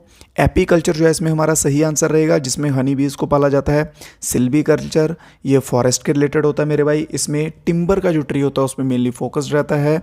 और सेरी कल्चर जो है ये आ जाएगा किसके रिलेटेड? ये आ जाएगा सिल्क के रिलेटेड। नेक्स्ट क्वेश्चन देखते हैं। Who was the chairperson of first parliament of independent India, ठीक है। विदाई निकाय के रूप में स्वतंत्र भारत की पहले संसद अध्यक्ष कौन थे? यहाँ पे किसकी बात की गई है मेरे भाइयों? पहले अध्यक्ष की, चेयरपर्सन की। चेयरपर्सन कह लीजिए, स्पीकर कह लिए लोकसभा का, ठीक है, सॉरी लेजिस्लेटिव बॉडी का। क्लियर है। तो क्या आंसर रहेगा हमारा? GV मावलांकर जो है बिल्कुल सही आंसर रहेगा। अगर इनके फुल नेम की बात की जाए तो गणेश वासुदेव, गणेश वासुदेव मावलांकर जो है इनका फुल नेम है। अगर इसके सिवा क्वेश्चन क्या बनता है? एक दो और क्वेश्चन बनते हैं टाइप पे, वो बनते हैं कॉन्स्टिट्यूएंट असेंबली पे। किस पे बनते हैं? कॉन्स्टिट्यूएंट असेंबली के मेंबर्स पे, ठीक है। तो पूछा जाता है क्वेश्चन कि फर्स्ट टेम्परेरी जो हैं, फर्स्ट टेम्परेरी चेयरपर्सन जो हैं वो कौन थे कॉन्स्टिट्यूएंट असेंबली के?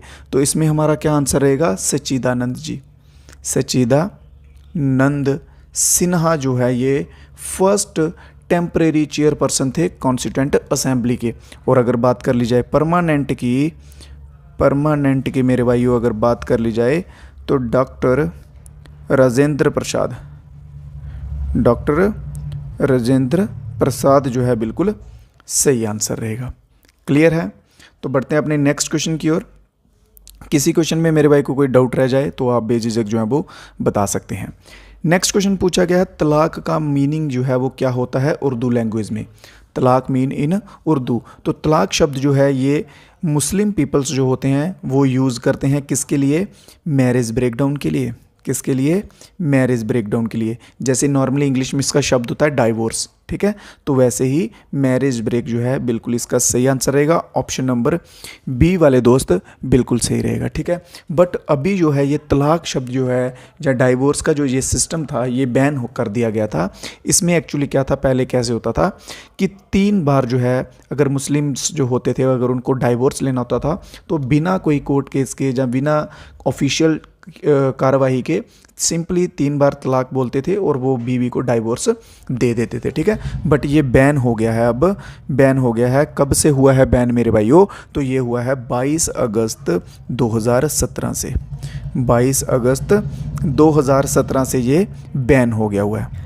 क्लियर है, समझ आ रहे हैं क्वेश्चंस, ठीक है। किसी क्वेश्चन में फिर से बोल रहा हूँ, कोई डाउट रह जाए तो पूछ लीजिएगा, कमेंट बॉक्स में लिख दीजिएगा और ट्राई कीजिए मेरे भाई कि जिन जिन भाइयों को जो जो आंसर्स आते हैं वो साथ साथ में कमेंट बॉक्स में आंसर देते जाएंगे, ठीक है। चलिए तो बढ़ते हैं अपने नेक्स्ट क्वेश्चन की तरफ। Who started the permanent settlement in Bengal and Bihar in 1793। Bengal और बिहार में परमानेंट सेटलमेंट से आपका क्या समझ रहे हैं, जमींदारा सिस्टम। क्या समझ रहे हैं मेरे भाइयों, जमींदारा सिस्टम, जमींदारी सिस्टम, ठीक है। ज़मींदारी सिस्टम जो है बेसिकली आप कह सकते हैं ये किसने स्टार्ट किया था, बिहार और बंगाल में। ज़मींदारी सिस्टम में क्या था कि जो भी किसान भाई थे हमारे, जो भी पीजेंट्स थे उस टाइम पे, उनको एक लैंड ऑफ पीस दे दिया जाता था और जिससे उनको फिक्स अमाउंट ऑफ मनी, क्या दिया जाता था, fix amount of money, fix amount of money जो है वो पे करते थे किसको, कंपनी को। कंपनी कौन सी कंपनी, ब्रिटिशर्स की जो कंपनी थी, ब्रिटिशर्स को पे करते थे वो एनुअली, ठीक है, सालाना पे करते थे। एक चीज़ मैं आपको बता दूं, मैं आपको फिर से विश्वास दिला देता हूं, जीके जीएस जो है हम पूरी तरह से अच्छे से कवर करने वाले हैं मेरे भाइयों। स्टार्टिंग से जुड़ जाओ, अगर आप अभी भी जुड़े हो स्टार्टिंग से क्लासेस देखना शुरू कर दो। एक एक चीज़ जो है हम लास्ट पॉइंट तक अच्छे से कवर करते हुए चलेंगे और आपको, आपसे मेरा प्रॉमिस है कि आपको कोई शिकायत जो है वो जीके जीएस में नहीं रहेगी, ठीक है। बाकायदा अगर आप अच्छे से पढ़ते हैं, ध्यान लगा के पढ़ते हैं और जो मैं पढ़ा रहा हूं उसको अच्छे से रिवाइज करते हैं, ठीक है। तो बात कर रहे हैं यहाँ पे जिम्मेदारा सिस्टम की, तो मेरे भाई जिम्मेदारा सिस्टम जो है ये किसके द्वारा लाया गया था, परमानेंट सेटलमेंट हम जिसे कह सकते हैं। तो क्या आंसर रहेगा इसमें, कॉर्नवालिस। ऑप्शन नंबर ए जो है बिल्कुल सही आंसर रहेगा। उसके सिवा देखिए एक और नाम है, डलहौजी करके नाम है। डलहौजी जो है ये किसके लिए जाना जाता है, doctrine of labs, doctrine of labs करके जो है इसके लिए जो है डलहौजी जो है वो जाना जाता है। इसमें एक्चुअल में था क्या, इसमें इन्होंने क्या बिल पारित किया था कि अगर कोई राजा है उसका अगर सगा बेटा होगा तो वही जो है आगे राज्य संभालेगा। अगर किसी राजा का आगे सगा बेटा जो है वो नहीं है, अगर उसने अडॉप्ट किया है कहीं से या किसी का लिया है या चचेरा बेटा है या ऐसा कुछ कह लो, तो वो जो सारी ज़मीन है, सारा जायदाद राज्य है वो किन के अंडर आ जाएगा, ब्रिटिशर्स के अंडर आ जाएगा। इसकी एग्जाम्पल हमें देखने को क्या मिलती है, रानी लक्ष्मीबाई। रानी लक्ष्मीबाई कहते हैं ना, खूब लड़ी मर्दानी वो तो झांसी वाली रानी थी, तो वो जो है वो इन्हीं की एग्जाम्पल है, ठीक है। क्योंकि रानी लक्ष्मीबाई का भी जो बेटा था वो कहा जाता था कि ये इनका सगा बेटा नहीं था, तो इसलिए रानी लक्ष्मीबाई इनके खिलाफ हुई थी। उसके सिवा एक और ऑप्शन है, हेस्टिंग करके है, ठीक है, वेरिन हेस्टिंग करके। तो हेस्टिंग किस नाम से जाना जाता है, ये फर्स्ट गवर्नर जनरल रहा है। क्या रहा है ये, first governor general of India, first governor general of India रहा है हेस्टिंग, ठीक है। और लॉर्ड कैनिंग जो है, एल कैनिंग जो है, ठीक है, लॉर्ड वॉर्ड नहीं कहेंगे हम इनको, कैनिंग जो है, कैनिंग क्या रहा है मेरे भाइयों, जल्दी से इसका बता दीजिए। तो फर्स्ट वाइसरॉय ऑफ इंडिया। ये चीज़ मैं समझ सकता हूँ कि इसमें से क्वेश्चंस आते हैं बट बहुत से बच्चे जो है कंफ्यूज हो जाते हैं, ठीक है, क्योंकि ये पूछते हैं first governor general, first viceroy, ठीक है, last governor general, last viceroy. तो ये सब आपको टाइम के साथ साथ कवर कर दूंगा। अभी देख लो, फर्स्ट गवर्नर जनरल कौन है, हेस्टिंग है। फर्स्ट वाइसरॉय कौन है, कैनिंग है। लास्ट गवर्नर जनरल भी लिख लीजिए, लास्ट जो है वो कौन है, माउंटबेटन है। कौन सा है, सॉरी, लास्ट वाइसरॉय है, माउंटबेटन क्या है, वाइसरॉय, माउंटबेटन, ठीक है। तो माउंटबेटन जो है क्या, वो लास्ट वाइसरॉय है। क्लियर है सभी दोस्तों को, नेक्स्ट क्वेश्चन देखते हैं, what term describe the fragmentation of white light into its component colour. Simple सी भाषा में अगर आपको समझाऊं तो splitting of white light, white light जो है उसकी जब स्प्लिटिंग होती है, स्प्लिट क्या होता है, फैलना, ठीक है, उसे जो है उसके कंपोनेंट कलर में जब एक वाइट लाइट आके फैलती है तो उसे हम सिंपली क्या कहते हैं। बेसिक सा चीज़ बताया आपको, रुको नहीं समझ आया तो घबरा क्यों रहे हो, मैं हूँ यहाँ पे, ठीक है। ये मान लो एक प्रिज्म है, क्या है, एक प्रिज्म है ग्लास का, ग्लास का ही होता है प्रिज्म, ठीक है। तो ये यहाँ से गई हमारी वाइट लाइट, ध्यान से समझो, ये गई वाइट लाइट, ठीक है। तो ये क्या होता है, आगे जाके ये फैल जाती है, 1 2 3, VIBGYOR, विवग्योर बनता है, क्या बनता है मेरे भाई, विवग्योर बनता है, VIBGYOR, ठीक है, ये बनता है। अभी से कौन सा कलर बनता है, ये आगे ना वाइट लाइट जब एक ग्लास के प्रिज्म से पास होती है तो इसके आगे कलर्स में डिफरेंट बिखर जाती है, तो जिसे हम क्या कहते हैं, डिस्पर्शन कहते हैं। तो जो आंसर है इसका वो डिस्पर्शन रहेगा। अब आगे कॉन्सेप्ट को समझो। वी से होता है वायलेट, आई से इंडिगो, वी से ब्लू, ग्रीन, येलो, ऑरेंज और रेड, ठीक है।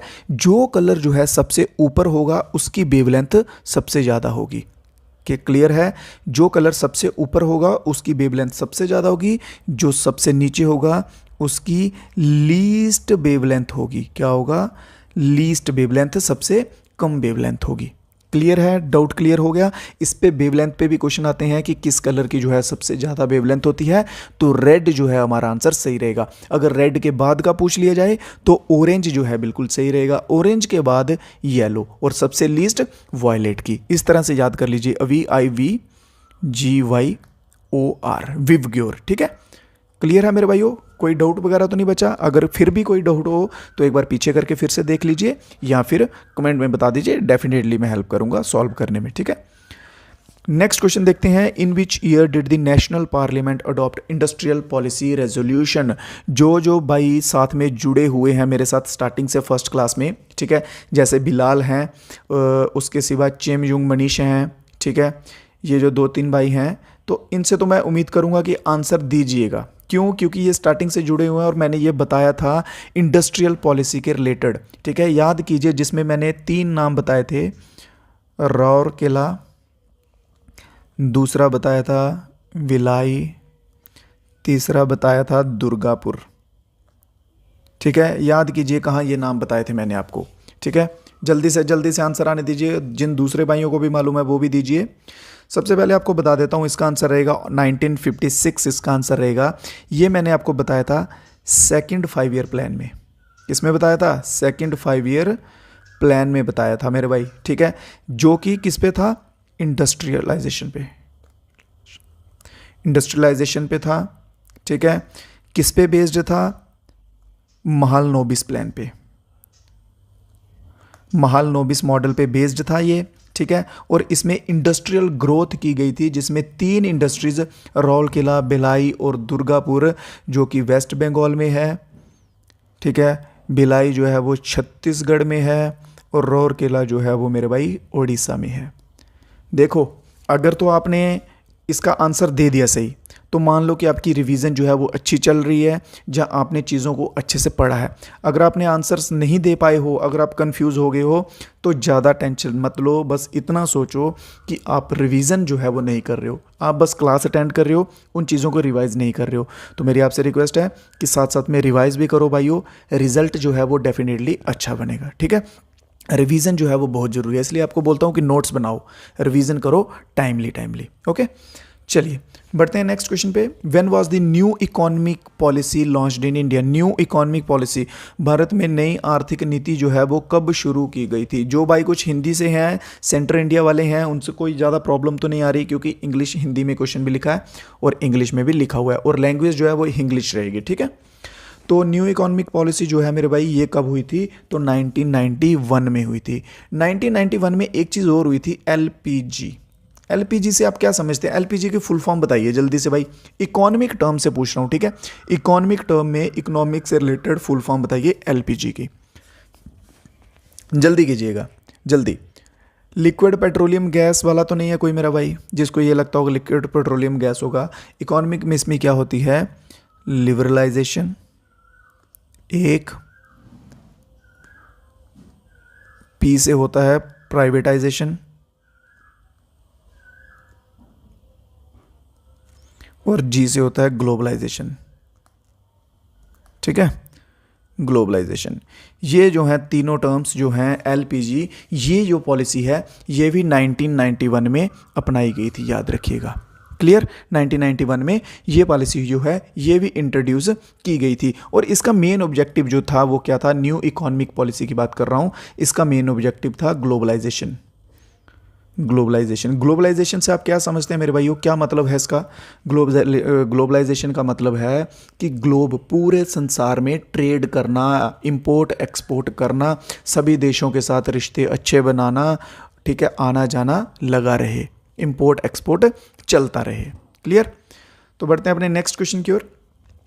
When fat and oil are oxidized, they become dash and change their order and taste. Question को समझिएगा, बड़ा मज़ेदार क्वेश्चन है, हमारी डेली लाइफ में यूज़ होता है, बट हम जो है वो आप कह सकते हैं कि इग्नोर कर सकते हैं, जहाँ हमने ध्यान नहीं कभी दिया होगा। ठीक है, देखिए इन्होंने क्वेश्चन में सिंपल पूछा है, जब फैट और ऑयल जो है वो ऑक्सीडाइज्ड होते हैं। ऑक्सीडाइज से क्या मतलब है कि जब हवा के कांटेक्ट में आते हैं, ऑक्सीजन के कांटेक्ट में आते हैं, तो उनका जो है वो ऑर्डर होता है फ्रेगनेंस, या स्मेल कह सकते हैं, और फ्रेगनेंस और टेस्ट जो है वो चेंज हो जाता है। ठीक है, तो उन्हें हम जो है वो क्या कहते हैं, एसिडिक आप सभी को पता है, अम्ल, बेसिक, क्षार, ठीक है, बीटर, कड़वा। एक रैन एसिड जो ये वर्ड है नया, इसका क्या मीनिंग होता है? अब आप बोलोगे भाई इसका सर बता दीजिए, इसका क्या मीनिंग है?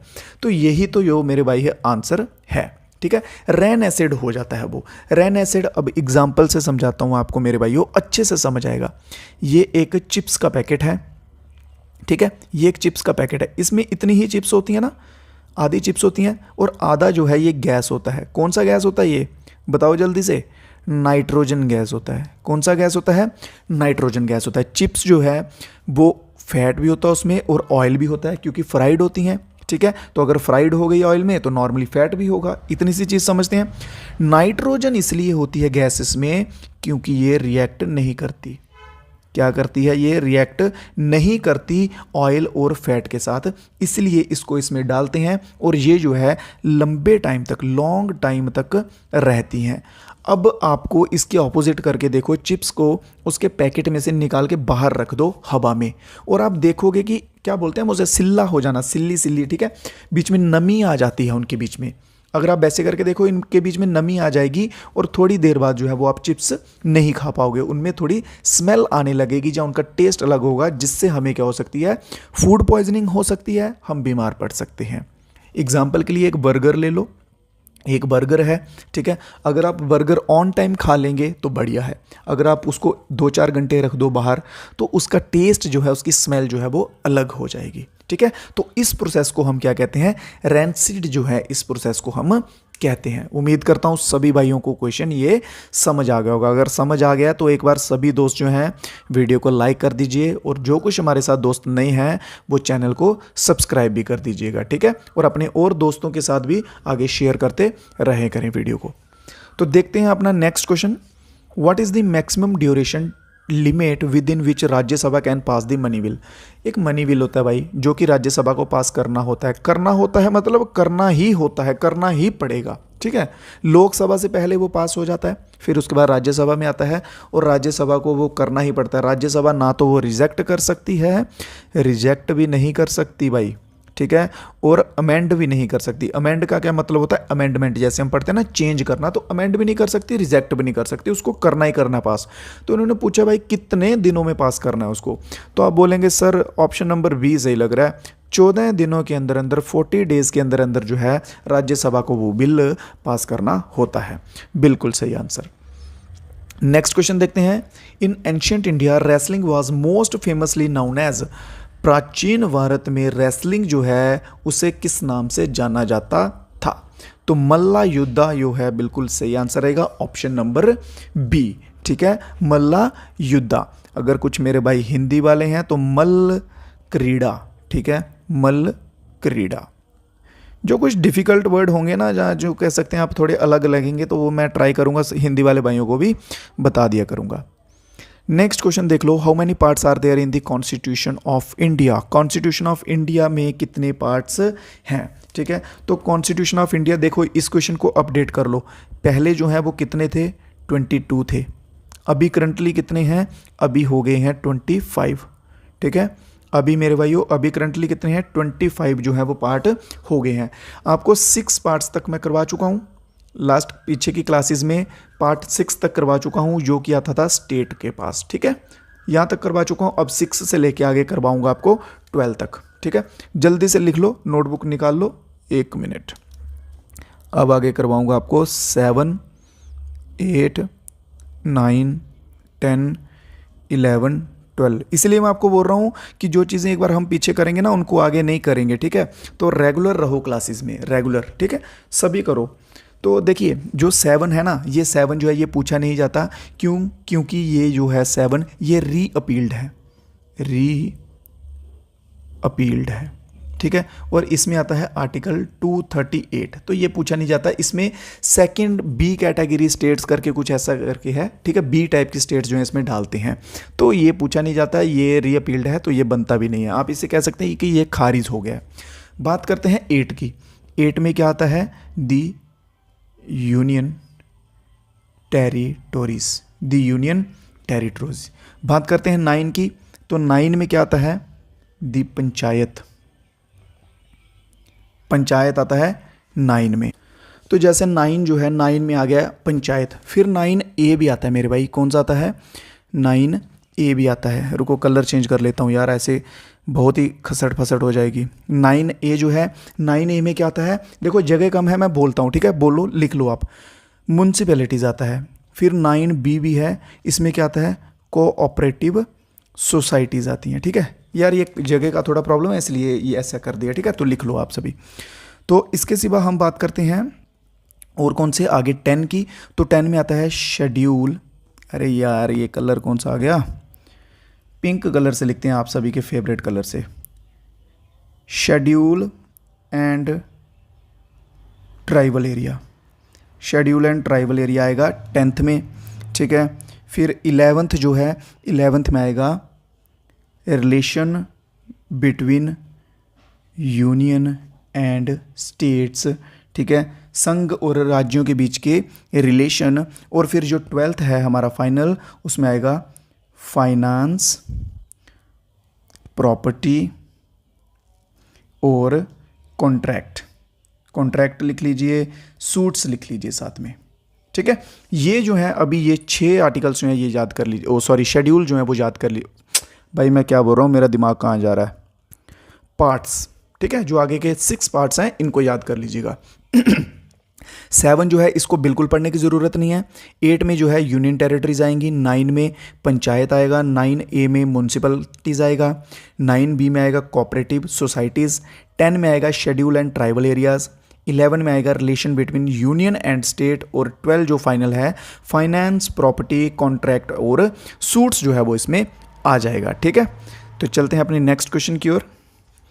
Where is the forest research institute located. Forest research institute, वन अनुसंधान संस्थान जो है वो कहाँ पर स्थित है मेरे भाई। तो देहरादून बिल्कुल सही आंसर हो जाएगा। देहरादून वालों धूम मचा दो। उत्तराखंड, कहाँ पे है देहरादून, उत्तराखंड जो है बिल्कुल सही आंसर हो जाएगा। नेक्स्ट क्वेश्चन देखते हैं। How many topics are basically in the union list. 3 जो है वो लिस्ट होती है मेरे भाई, कौन कौन सी होती है, एक आ गई यूनियन, दूसरी आ गई स्टेट, ठीक है, और तीसरी आ गई कॉन्करेंट। कौन सी तीसरी आ गई, कॉन्करेंट आ गई।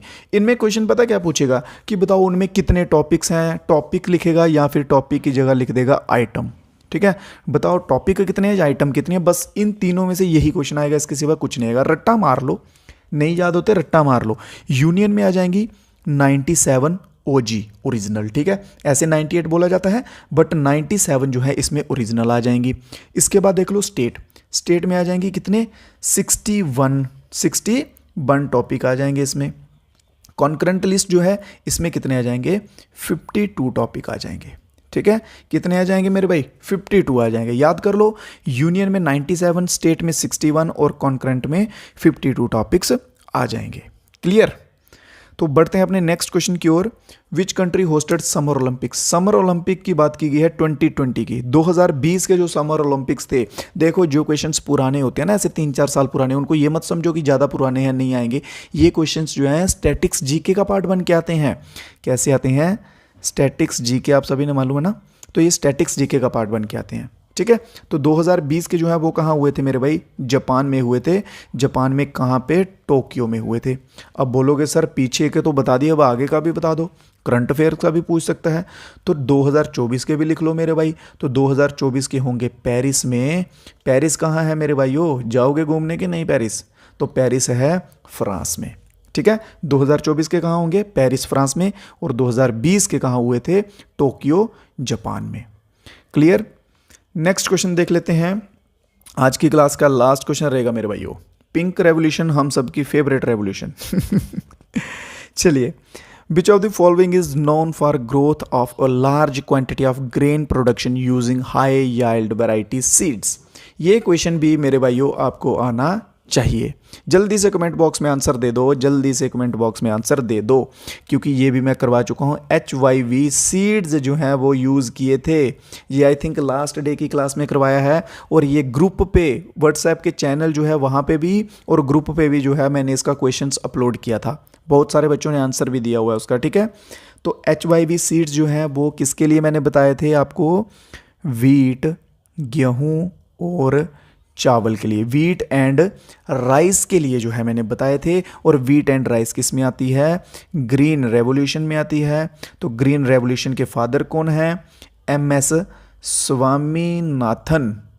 स्वामीनाथन जो है ये इसके फादर हैं। फिर इसके सिवा वाइट रेवोल्यूशन, वर्गीस कुरियन। ठीक है, वर्गीस कुरियन जो है इसके फादर हैं। और ये आती है मिल्क के रिलेटेड।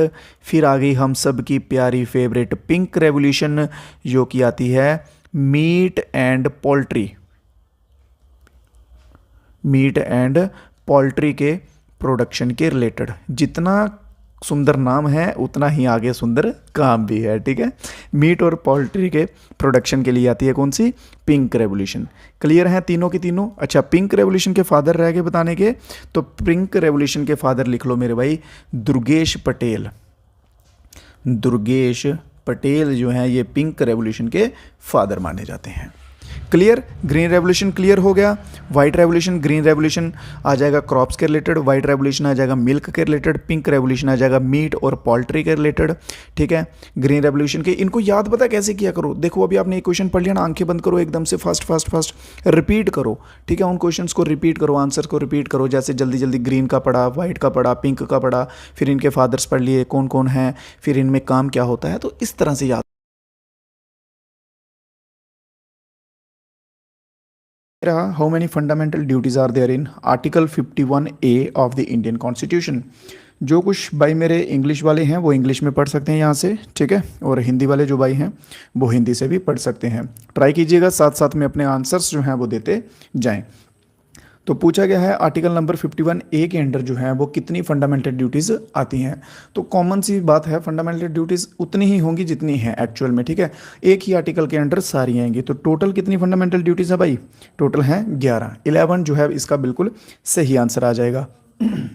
फंडामेंटल ड्यूटीज़ के रिलेटेड क्वेश्चन अगर बनता है तो पूछा जा सकता है कौन से पार्ट में जो है वो आती हैं? तो पार्ट नंबर 4A में जो है वो फंडामेंटल ड्यूटीज़ हमारी आती हैं। और इसके रिलेटेड रिकमेंडेशन आती है कि फंडामेंटल ड्यूटीज़ जो है वो किसकी रिकमेंडेशन पे जो है वो बनाई गई थी? तो किसकी रिकमेंडेशन पे? सरदार स्वर्ण सिंह।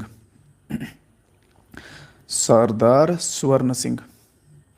साथ साथ में सभी मेरे दोस्त ट्राई करेंगे कि नोट्स जो है मेरे भाइयों बनाते जाएं, क्योंकि ये हम अपनी सीरीज़ लेके जाएंगे कंटिन्यू आपके एग्ज़ाम्स तक, और ये रिपीट नहीं होंगे क्वेश्चंस, ये बात का याद रखिएगा। ठीक है, तो बेटर है कि अगर आप नोट्स बनाते जा रहे हैं तो आपके लिए बेटर रहेगा। ठीक है, अच्छा ऑप्शन रहेगा आपके लिए। नेक्स्ट क्वेश्चन की तरफ चलते हैं। नेक्स्ट क्वेश्चन क्या कहता है? Which of the following is a type of precipitation, इनमें से कौन सा जो है एक प्रेसिपिटेशन का फॉर्म है। प्रेसिपिटेशन क्या होती है, देखिए कोई भी चीज़ आसमान से गिरती है, लिक्विड फॉर्म में गिरती है, ठीक है, उसे हम प्रेसिपिटेशन कहते हैं। लिक्विड नहीं, सॉलिड भी हो सकता है, ऐसा कोई प्रॉब्लम, मतलब आप कह सकते हैं कि रेन की फॉर्म में, ठीक है। मेन वर्ड यहाँ पे हम प्रेसिपिटेशन के लिए यूज़ कर सकते हैं रेन, ठीक है। तो रेन की फॉर्म में जो चीज़ गिरती है उसे हम कह सकते हैं प्रेसिपिटेशन। तो इन ऑप्शंस में से बताइए, हेल, बाला, फॉग या फिर हेज, इनमें से कौन सा जो ऑप्शन बिल्कुल सही होगा। ट्राई कीजिए मेरे भाई, वो आंसर्स देते जाएं आप सभी कमेंट बॉक्स में धीरे धीरे साथ साथ में, ठीक है। चलिए, तो ऑप्शन नंबर ए वाला जो है बिल्कुल सही रहेगा, हेल्स। हेल क्या होते हैं मेरे भाई, ओले, ओले आप सभी ने सुना होगा, ठीक है, आइस के छोटे छोटे क्यूब राउंड जैसे बने होते हैं, ठीक है, ओले बोलते हैं नॉर्मली। तो ओले जो है इसका बिल्कुल सही आंसर रहेगा, क्योंकि भाला जो है ये तो एक अलग ही बढ़ जाएगा। फॉग जो है ना, फॉग क्या होता है, एक स्मोक होता है एक टाइप का, ठीक है, वो नीचे नहीं गिरता, वो आसमान में ही रहता है। हेज जो है ये क्या होती है, ये भी एक टाइप की डस्ट होती है, या स्मोक कह सकते हैं आप इसको भी, ये रहता है, ठीक है। तो ये दोनों जो हैं ये उसकी कैटेगरी में नहीं आएंगे, तो ऑप्शन नंबर ए मेरे भाइयों बिल्कुल सही हो जाएगा, ठीक है। अभी एक चीज़ का ध्यान रखिए, अगर स्टार्टिंग्स में आपको क्वेश्चंस नहीं आते हैं, मेरी बात एक ध्यान से सुन लीजिए, अगर क्वेश्चन नहीं आ रहे हैं घबराने की कोई बात नहीं है, बस इतना याद रखो कि अभी हम सीख रहे हैं, ठीक है। अभी हम क्या कर रहे हैं मेरे भाइयों, सीख रहे हैं। जब हमारा सिलेबस ख़त्म हो जाएगा, जो क्वेश्चंस हम एक बार पढ़ लेंगे, अगर उसके बाद नहीं आएंगे तो फिर हमें निराश होने की जो है वो ज़रूरत होगी, क्योंकि हमने पढ़ी हुई चीज़ हमें नहीं आ रही है। क्लियर। तो देखते हैं next question. What is the synthesized molecule released during cellular respiration, पूछा गया, ठीक है। सेलुलर रेस्पिरेशन के दौरान, जो रेस्पिरेशन के दौरान प्रोड्यूस होते हैं मोलिक्यूल्स, उन्हें हम जो है वो किस फॉर्म में जानते हैं या किस नाम से जानते हैं। ऑप्शंस सभी क्वेश्चन में आपको दिए रहेंगे, अभी आपकी ड्यूटी है कि आपको आंसर देना है, ठीक है। चलिए, एंडिनोसाइन ट्राइफॉस्फेट,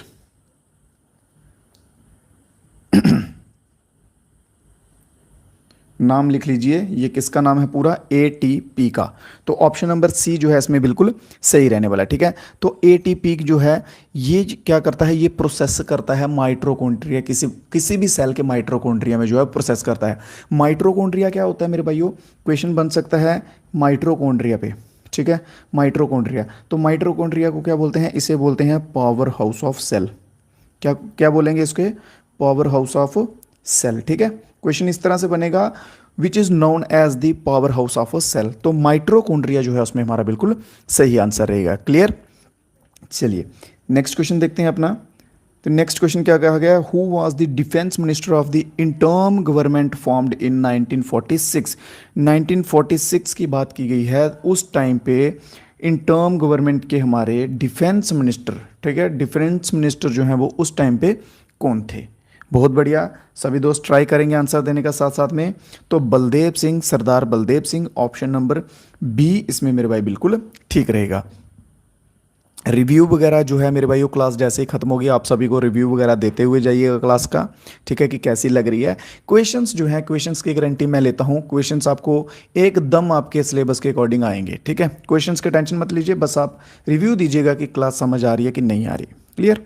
चलिए, तो सरदार बलदेव सिंह जो हैं उस टाइम के कौन थे, डिफेंस मिनिस्टर थे, ठीक है। और फाइनेंस मिनिस्टर भी याद रख लीजिए, ये भी इंपॉर्टेंट हो सकता है, तो लियाकत अली खान, लियाकत अली खान। राइटिंग वगैरह समझ आ रही है ना मेरी भाई, इतनी गंदी तो नहीं लग रही कि समझ ही ना आए आपको। चलिए नेक्स्ट क्वेश्चन की तरफ चलते हैं। अगला क्वेश्चन क्या कहता है, which of the following rivers has the largest basin area in peninsular India. Peninsular India जो है वहाँ का पूछा गया है, प्रायद्वीपीय भारत में सबसे बड़ा एरिया जो है वो कौन सी रिवर का है, सबसे बड़ा। पेनिनसुलर एरिया पता है ना आप सभी को भाई कौन सा है, ठीक है। मेरे यार चलो ट्राई करता हूँ थोड़ा सा बनाने का, बट ज़्यादा अच्छा नहीं है। चलिए ये मान लीजिए, आप गैस कर लो कि ये इंडिया का मैप है, ठीक है। और इसमें ये जो एरिया है ना, ये वाला, ये एरिया है पेनिनसुलर एरिया, जो कि किससे बना है, लावा के फॉर्मेशन से, लावा से बना हुआ है। इसके पीछे का प्रूफ क्या कि सर लावा से ही बना हुआ है, यहाँ की ब्लैक सॉइल है। कौन सी सॉइल है, ब्लैक सॉइल है। ब्लैक सॉइल किसके लिए यूज़फुल है, कॉटन के लिए यूज़फुल है। कॉटन जो है ब्लैक सॉइल में बहुत अच्छा होता है, अच्छे लेवल पे होता है, ठीक है। क्लियर। तो चलिए अब बात करते हैं हम उस रिवर की। तो रिवर कौन सी रहेगी मेरे भाइयों, तो गोदावरी, ऑप्शन नंबर ए बिल्कुल सही रहेगा, जो कि कहाँ से निकलती है, नासिक से निकलती है। क्लियर है। नासिक कहाँ पे आ जाएगा, महाराष्ट्र में आ जाएगा। महाराष्ट्र की लोकेशन की बात कर ली जाए तो ये रही महाराष्ट्र की लोकेशन। क्लियर है। चलिए किसी भाई को कोई अगर डाउट वगैरह रह जाए ना तो वो बता दीजिएगा, लाइव में हो सके तो ऐसे बता दीजिए, अदरवाइज कमेंट बॉक्स में बोल दीजिएगा, वहाँ पे भी आपका जो है वो डाउट क्लियर कर लेंगे। ठीक है। क्वेश्चन पूछा गया, all synthetic fibres using raw material of petroleum, जितने भी सिंथेटिक फाइबर हैं यहाँ पे क्या बोला गया है, पेट्रोलियम का यूज़ करके जिन्हें प्रिपेयर किया जाता है उस प्रोसेस को क्या कहते हैं। ठीक है। तो पेट्रोकेमिकल नाम से जितने भी आप कह सकते हैं फाइबर्स को हम बनाते हैं, ठीक है, पेट्रोलियम का यूज़ करके, उन सभी को जो है वो पेट्रोकेमिकल कहा जाता है। क्लियर। तो ऑप्शन नंबर डी यहाँ पे मेरे भाई बिल्कुल सही होता हुआ दिखेगा, पेट्रोकेमिकल। ठीक है। जो भी केमिकल है मैन्युफैक्चरिंग के लिए यूज़ किए जाते हैं उन्हें पेट्रोकेमिकल कहते हैं। और इन्हें मेनली जो है मैन्युफैक्चरिंग सिंथेटिक्स में कौन आते हैं, जैसे कि नायलॉन हो गया और साथ में एक्रिलिन हो गया। ठीक है। ये दो इंपॉर्टेंट है, ये याद रख लीजिएगा। नेक्स्ट क्वेश्चन देखते हैं अपना। Who was the father of white revolution in India, white revolution के पिता जो हैं, वाइट रेवोल्यूशन के सफ़ेद क्रांति के जनक जो है मेरे भाई किसे कहा जाता है। दो क्वेश्चन बनेंगे, एक बनेगा वाइट रेवोल्यूशन पे और एक बनेगा ग्रीन रेवोल्यूशन पे, तो दोनों जो है वो आपको कवर करवाता हुआ चलूंगा।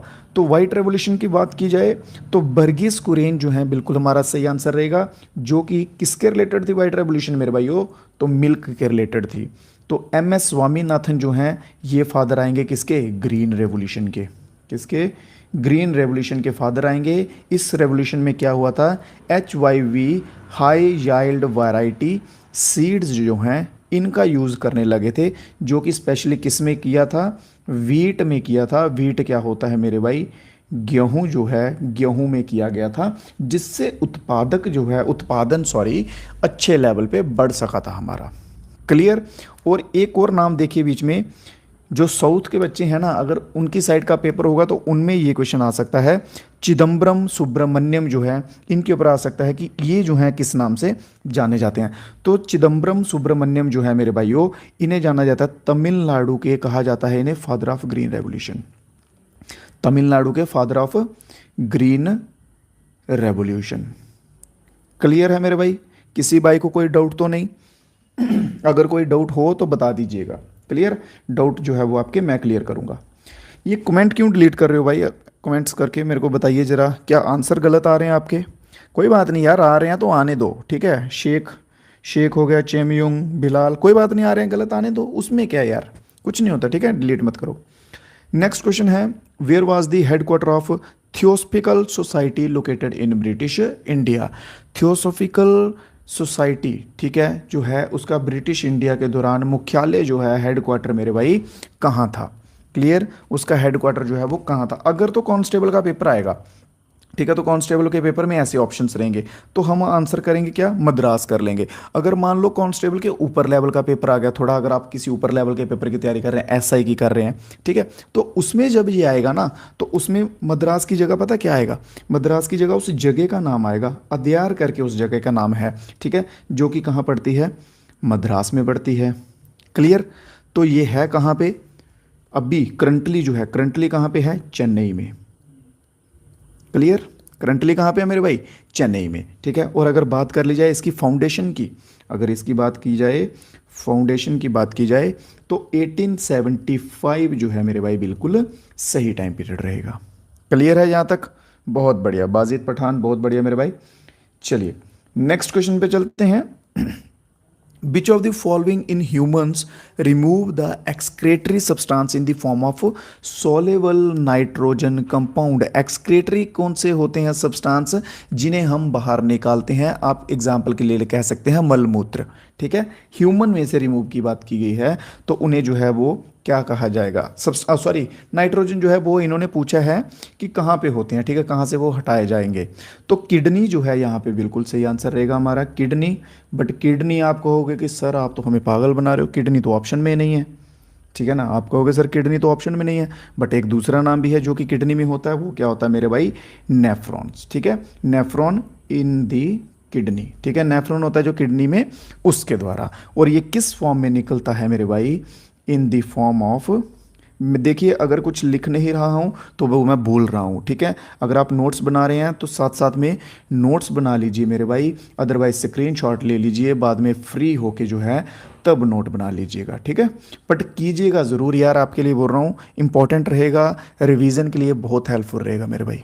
एक बार जॉब लग जाएगी सब बदल जाएगा, थोड़े दिन हैं, कर लो मेहनत, ठीक है। नेफ्रॉन्स में होता है, नेफ्रॉन कहाँ आएगा, किडनी में आएगा, और किस फॉर्म में निकलता है, यूरिया एंड एमोनिया जो है इसमें बिल्कुल सही रहेगा। क्लियर है, तो ऑप्शन नंबर ए मेरे भाई बिल्कुल सही आंसर हो जाएगा। नेक्स्ट क्वेश्चन पे चलते हैं। नेक्स्ट क्वेश्चन में क्या पूछा गया है, in which of the following countries was the highest temperature record in the world. एक चीज़ आपको मैं और बता दूं, देखो हम क्या करते हैं पढ़ते दौरान ना, मान लो कि मैंने अभी पूछ लिया कि किस टाइप का कह दूँ, कुछ भी कह लो, एक हाईएस्ट माउंटेन पूछ लिया मैंने, क्वेश्चन में पूछ लिया हाईएस्ट माउंटेन बताओ, ठीक है, हाईएस्ट माउंटेन बताओ, और आप सभी को पता है कि हिमालय जो है वो सबसे ऊंचा है, बट मान लो मैंने ऑप्शन में जो है वो हिमालय दिया ही नहीं है, ठीक है, ऑप्शन में जो है एग्जामिनर है उसने हिमालय दिया ही नहीं है, उसने जो सेकंड हाईएस्ट माउंटेन है वो दे दिया, मान लो उसने K2 दे दिया है ऑप्शन में, ठीक है, Aravalli hills they the, Shivalik hill they the, Udayagiri hills they दी, ठीक है, ये दे दिया। अब आप बोलोगे कि नहीं नहीं ये तो क्वेश्चन गलत है, एग्जामिनर ने तो इसमें क्या किया है, एग्जामिनर ने इसने हिमालय तो दिया ही नहीं है, जबकि हिमालय आएगा। बट मेरे भाइयों वहाँ पे आपको क्या करना है, जो ऑप्शंस दिए हुए हैं उनमें से देखिए इन चार में से हाईएस्ट जो है वो कौन सा है। अगर तो ऑप्शन नंबर ए है तो ऑप्शन नंबर ए के साथ टिक करके आ जाइए, ये मत सोचिए कि ये गलत है, इसका हमें प्लस मार्क्स मिल जाएगा, ठीक है। तो चलिए इसी तरह से अब हम अपने क्वेश्चन को देखते हैं कि हाईएस्ट टेम्परेचर रिकॉर्डेड वाली जगह जो है देश में कौन सी है, वर्ल्ड में पूछा गया, यहाँ पे वर्ल्ड में, संसार में। क्लियर, तो क्या आंसर रहेगा हमारा ऑप्शंस के अकॉर्डिंग मेरे भाई, जल्दी से आंसर आने दें सभी दोस्त। बहुत बढ़िया, तो चाइना जो है बिल्कुल सही, बहुत बढ़िया, चाइना जो है बिल्कुल सही। चाइना में कौन सी जगह है, तुरपन करके एक जगह है जिसका सबसे हाईएस्ट जो है टेम्परेचर रिकॉर्ड हुआ है, अप्रॉक्सीमेटली बोल रहा हूँ लगभग 50 डिग्री सेल्सियस के करीब। बट सबसे ज़्यादा जो है वर्ल्ड में, एक्चुअल बता रहा हूँ, एक्चुअल जो है वो कहाँ हुआ है, यूएसए में, ठीक है, यूएसए में कितना है, 56 डिग्री प्लस जो है प्लस सेल्सियस जो है वो यूएसए में रिकॉर्ड किया गया। बट मैंने यूएसए क्यों नहीं बोला, क्योंकि ऑप्शन में यूएसए नहीं है, तो हमारा आंसर क्या हो जाएगा, आंसर हो जाएगा चाइना। अब बोलोगे ये हुई ना सर बात, ठीक है ना, तो चाइना जो है बिल्कुल सही आंसर हो जाएगा। अगर इनकेस यूएसए दिख जाता है, यूनाइटेड स्टेट्स ऑफ अमेरिका दिख जाता है, तो मेरे भाई वो आप इसके साथ जाएंगे। अगला क्वेश्चन देखते हैं। क्लास कैसी लग रही है, एक बार सभी दोस्त लाइक वगैरह करके बता दीजिए, कमेंट में बता दीजिए मज़ा आ रहा है कि नहीं आ रहा है। डेली अपने आप ने मुझे 30 से 40 मिनट देने हैं, दैट्स इट। आपके एग्ज़ाम तक आपकी जीके की जिम्मेदारी मेरी है, ठीक है। Which one is the article of Indian Constitution related to protection of minorities? Minorities जो होते हैं अल्पसंख्यक लोग जिन्हें हम कहते हैं, minorities में एक्चुअल होता क्या है, ठीक है। minorities देखो, अब मान लो ये एक बड़ा सा कुछ एक जगह है, एक गांव है, ठीक है, यहाँ पे 2 टाइप के लोग हैं, 3 टाइप के लोग हैं, ठीक है। टोटल कितने लोग हैं इस गाँव में, टोटल हैं 40 लोग, एग्जाम्पल के लिए बता रहा हूँ। ए टाइप के लोग जो हैं वो कितने हैं, 20 हैं, ठीक है। बी टाइप के लोग जो हैं वो कितने हैं, बी टाइप के लोग आ जाएंगे 15 आ जाएंगे, और सी टाइप के लोग जो हैं वो कितने आ जाएंगे, 5 आ जाएंगे। अब ये जो 5 लोग हैं ना सी टाइप के, ये इन सब में से कम हैं, तो ये जो सी टाइप के लोग हैं इन्हें हम क्या कहेंगे, माइनॉरिटीज़ कहेंगे, ठीक है। एक जगह में जो लोग कम होते हैं, जिनकी संख्या कम होती है, उन्हें हम माइनॉरिटीज़ कहते हैं।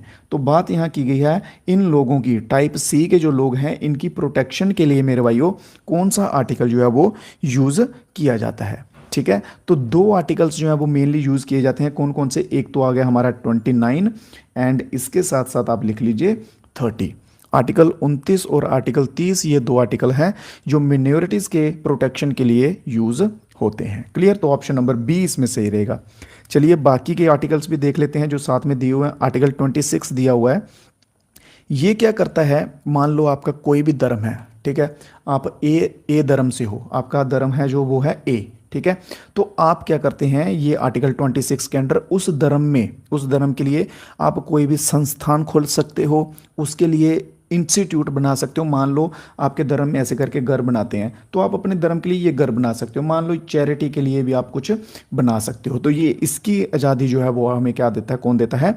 Article number 26। समझ आ रहा है कि नहीं आ रहा जो मैं समझा रहा हूँ?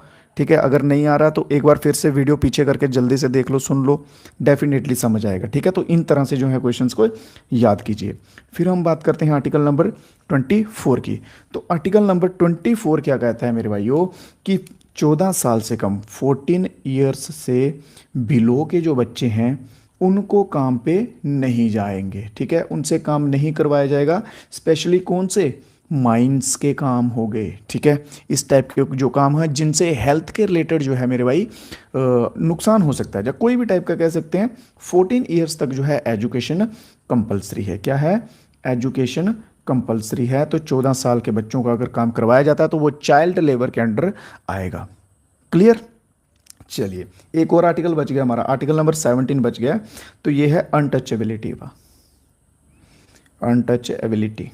ठीक है, छुआछूत जिसे हम नॉर्मली कहते हैं। आर्टिकल 17 क्या कहेगा? छुआछूत। अगर कोई व्यक्ति कहता है ये गांव है, ये ए गांव के यहाँ पे 50 लोग हैं, बी टाइप के जो हैं वो 10 लोग हैं, 50 वाले कहेंगे कि नहीं नहीं नहीं, हम बड़े लोग हैं, हम ये हैं, हम वो हैं, हमारी संख्या ज़्यादा है, तुम जो है तुम हमारे यहाँ से कुछ काम नहीं कर सकते, हमारे यहाँ का पानी नहीं पी सकते, ऐसा वैसा। तो ये जो है आर्टिकल नंबर 17, ये उस चीज़ से हमारी रक्षा करेगा, हमारी प्रोटेक्शन करेगा। उम्मीद करता हूँ क्वेश्चन समझ आ रहे होंगे मेरे भाइयों सभी को। ठीक है, अगर किसी क्वेश्चन में कोई डाउट रह जाएगा किसी भाई को तो वो भी बता सकते हैं। क्वेश्चन देखते हैं। What was the name of that Portuguese explorer who discovered the new sea route? देखो, जब भी बात आती है समुद्री रास्तों की तो नाम एक जो है आप सभी ने भली भांति जो है वो जानते होंगे और अच्छे से उस नाम से सभी दोस्त वाकिफ भी होंगे। वो नाम क्या है? वास्को डा गामा। ठीक है, तो ऑप्शन नंबर डी, समुद्री रास्तों की जो है सबसे पहले खोज जो है किसने की थी? तो वो था वास्को डी गामा, जो कि कौन था? पुर्तगीज था, पुर्तगाल से आया हुआ था। क्लियर है? और सन की बात कर ली जाए तो 1498 जो है मेरे भाई बिल्कुल सही आंसर हो जाएगा। क्लियर? कौन सा? 1498। नेक्स्ट क्वेश्चन की तरफ चलते हैं। जस्ट अ मिनट, ये क्या हो गया? ओके, तो back to screen. Okay. Next question है, what is the term for the emergency declared in a country due to war, external attack और आर्म्ड रिवेलियन? उस सिचुएशन को, उस इमरजेंसी को हम क्या कहेंगे जिसमें कि कंट्री में युद्ध चल रहा हो, एक्सटर्नल अटैक मतलब पड़ोसी देश या कोई दूसरे देश जो है वो हमला कर रहे हो, आर्म्ड रिवेलियन चल रहा हो, तो वो कौन सी जो है इमरजेंसी आएगी? टोटली जो है मेरे भाइयों 3 टाइप्स की इमरजेंसी जो है वो लगती हैं। चलिए लिख लीजिए, इंपॉर्टेंट है, मोस्ट इंपॉर्टेंट। ठीक है, सबसे पहले आर्टिकल 352, फिर दूसरे नंबर आर्टिकल 356 और तीसरे नंबर पे आ जाएगा आर्टिकल नंबर 360। ये 3 जो हैं चेमजोंग, बिल्कुल सही मेरे भाई, बहुत बढ़िया। 3 जो हैं ये आएंगे इंपॉर्टेंट। आर्टिकल नंबर 352 जो है ये क्या कहता है? ये कहता है नेशनल इमरजेंसी। आर्टिकल नंबर 356 क्या कहता है? ये कहता है प्रेसिडेंशियल रूल या फिर स्टेट इमरजेंसी। ठीक है, और आर्टिकल 360 क्या कहता है? Financial emergency. क्लियर है यहाँ तक? ठीक है, तो ये जो स्टेट इमरजेंसी है ना, या प्रेसिडेंशियल रूल है, ये कैसे लगता है? On the recommendation of governor, क्योंकि स्टेट का हेड कौन होता है मेरे भाई? तो गवर्नर होता है। ठीक है, देखो जब मान लो कि आर्थिक तंगी आ जाएगी, फाइनेंशियल पैसे के रिलेटेड आ जाएगी, तो लगेगा आर्टिकल नंबर 360। ठीक है, जो कि फाइनेंशियल इमरजेंसी है। मान लो कि कोई स्टेट है, वहाँ पे बहुत दंगे हो रहे हैं, जो वहाँ का सीएम है, गवर्नर है, उनसे संभाला नहीं जा रहा है, हद से चीज़ें बाहर हो गई हैं, तो वहाँ पे लगेगा आर्टिकल नंबर 356। और जब लड़ाई हो गई, मान लो कि इंडिया की, पाकिस्तान हो गया, चाइना हो गया, किसी के साथ भी युद्ध हो जाता है, बाहर के किसी देश के साथ लड़ाई हो जाती है, सब दंगे फसाद हो रहे हैं। ठीक है, जैसे रशिया का चल रहा था अभी, ठीक है, ईरान इराक का चल रहा था, वैसा कुछ हो जाता है, तो आर्टिकल 352 जो है वो वहाँ पे अप्लाई हो जाएगा। ये तीनों आर्टिकल इंपॉर्टेंट है मेरे भाई, याद कर लीजिएगा। और ऑप्शन नंबर डी जो है यहाँ पे हमारा आंसर हो जाएगा। नेक्स्ट क्वेश्चन देख लेते हैं। Who among the following is known as the architect of Indian economy. देखिए आर्किटेक्ट ऑफ इंडियन आता है, इंडियन आता है, बहुत से बच्चे यहाँ पे कंफ्यूज होंगे क्योंकि यहाँ पे 2-3 नाम आएंगे, बट यहाँ पे इकोनॉमी जो शब्द आगे दिया हुआ है, यहाँ से जो है आपके जो डाउट कह सकते हैं वो क्लियर हो जाएंगे। ठीक है, तो चलिए देखते हैं। सबसे पहले जब बात कर ली जाए आर्किटेक्ट ऑफ इंडियन इकोनॉमी की, तो मोक्षा गुंदम, ठीक है, मोक्षा गुंदम जो है बिल्कुल ऑप्शन नंबर डी हमारे बिल्कुल सही हो जाएंगे। अगर सिंपल पूछा हो आर्किटेक्ट ऑफ इंडिया तो हमारा आंसर क्या रहेगा मेरे भाई, जवाहरलाल नेहरू।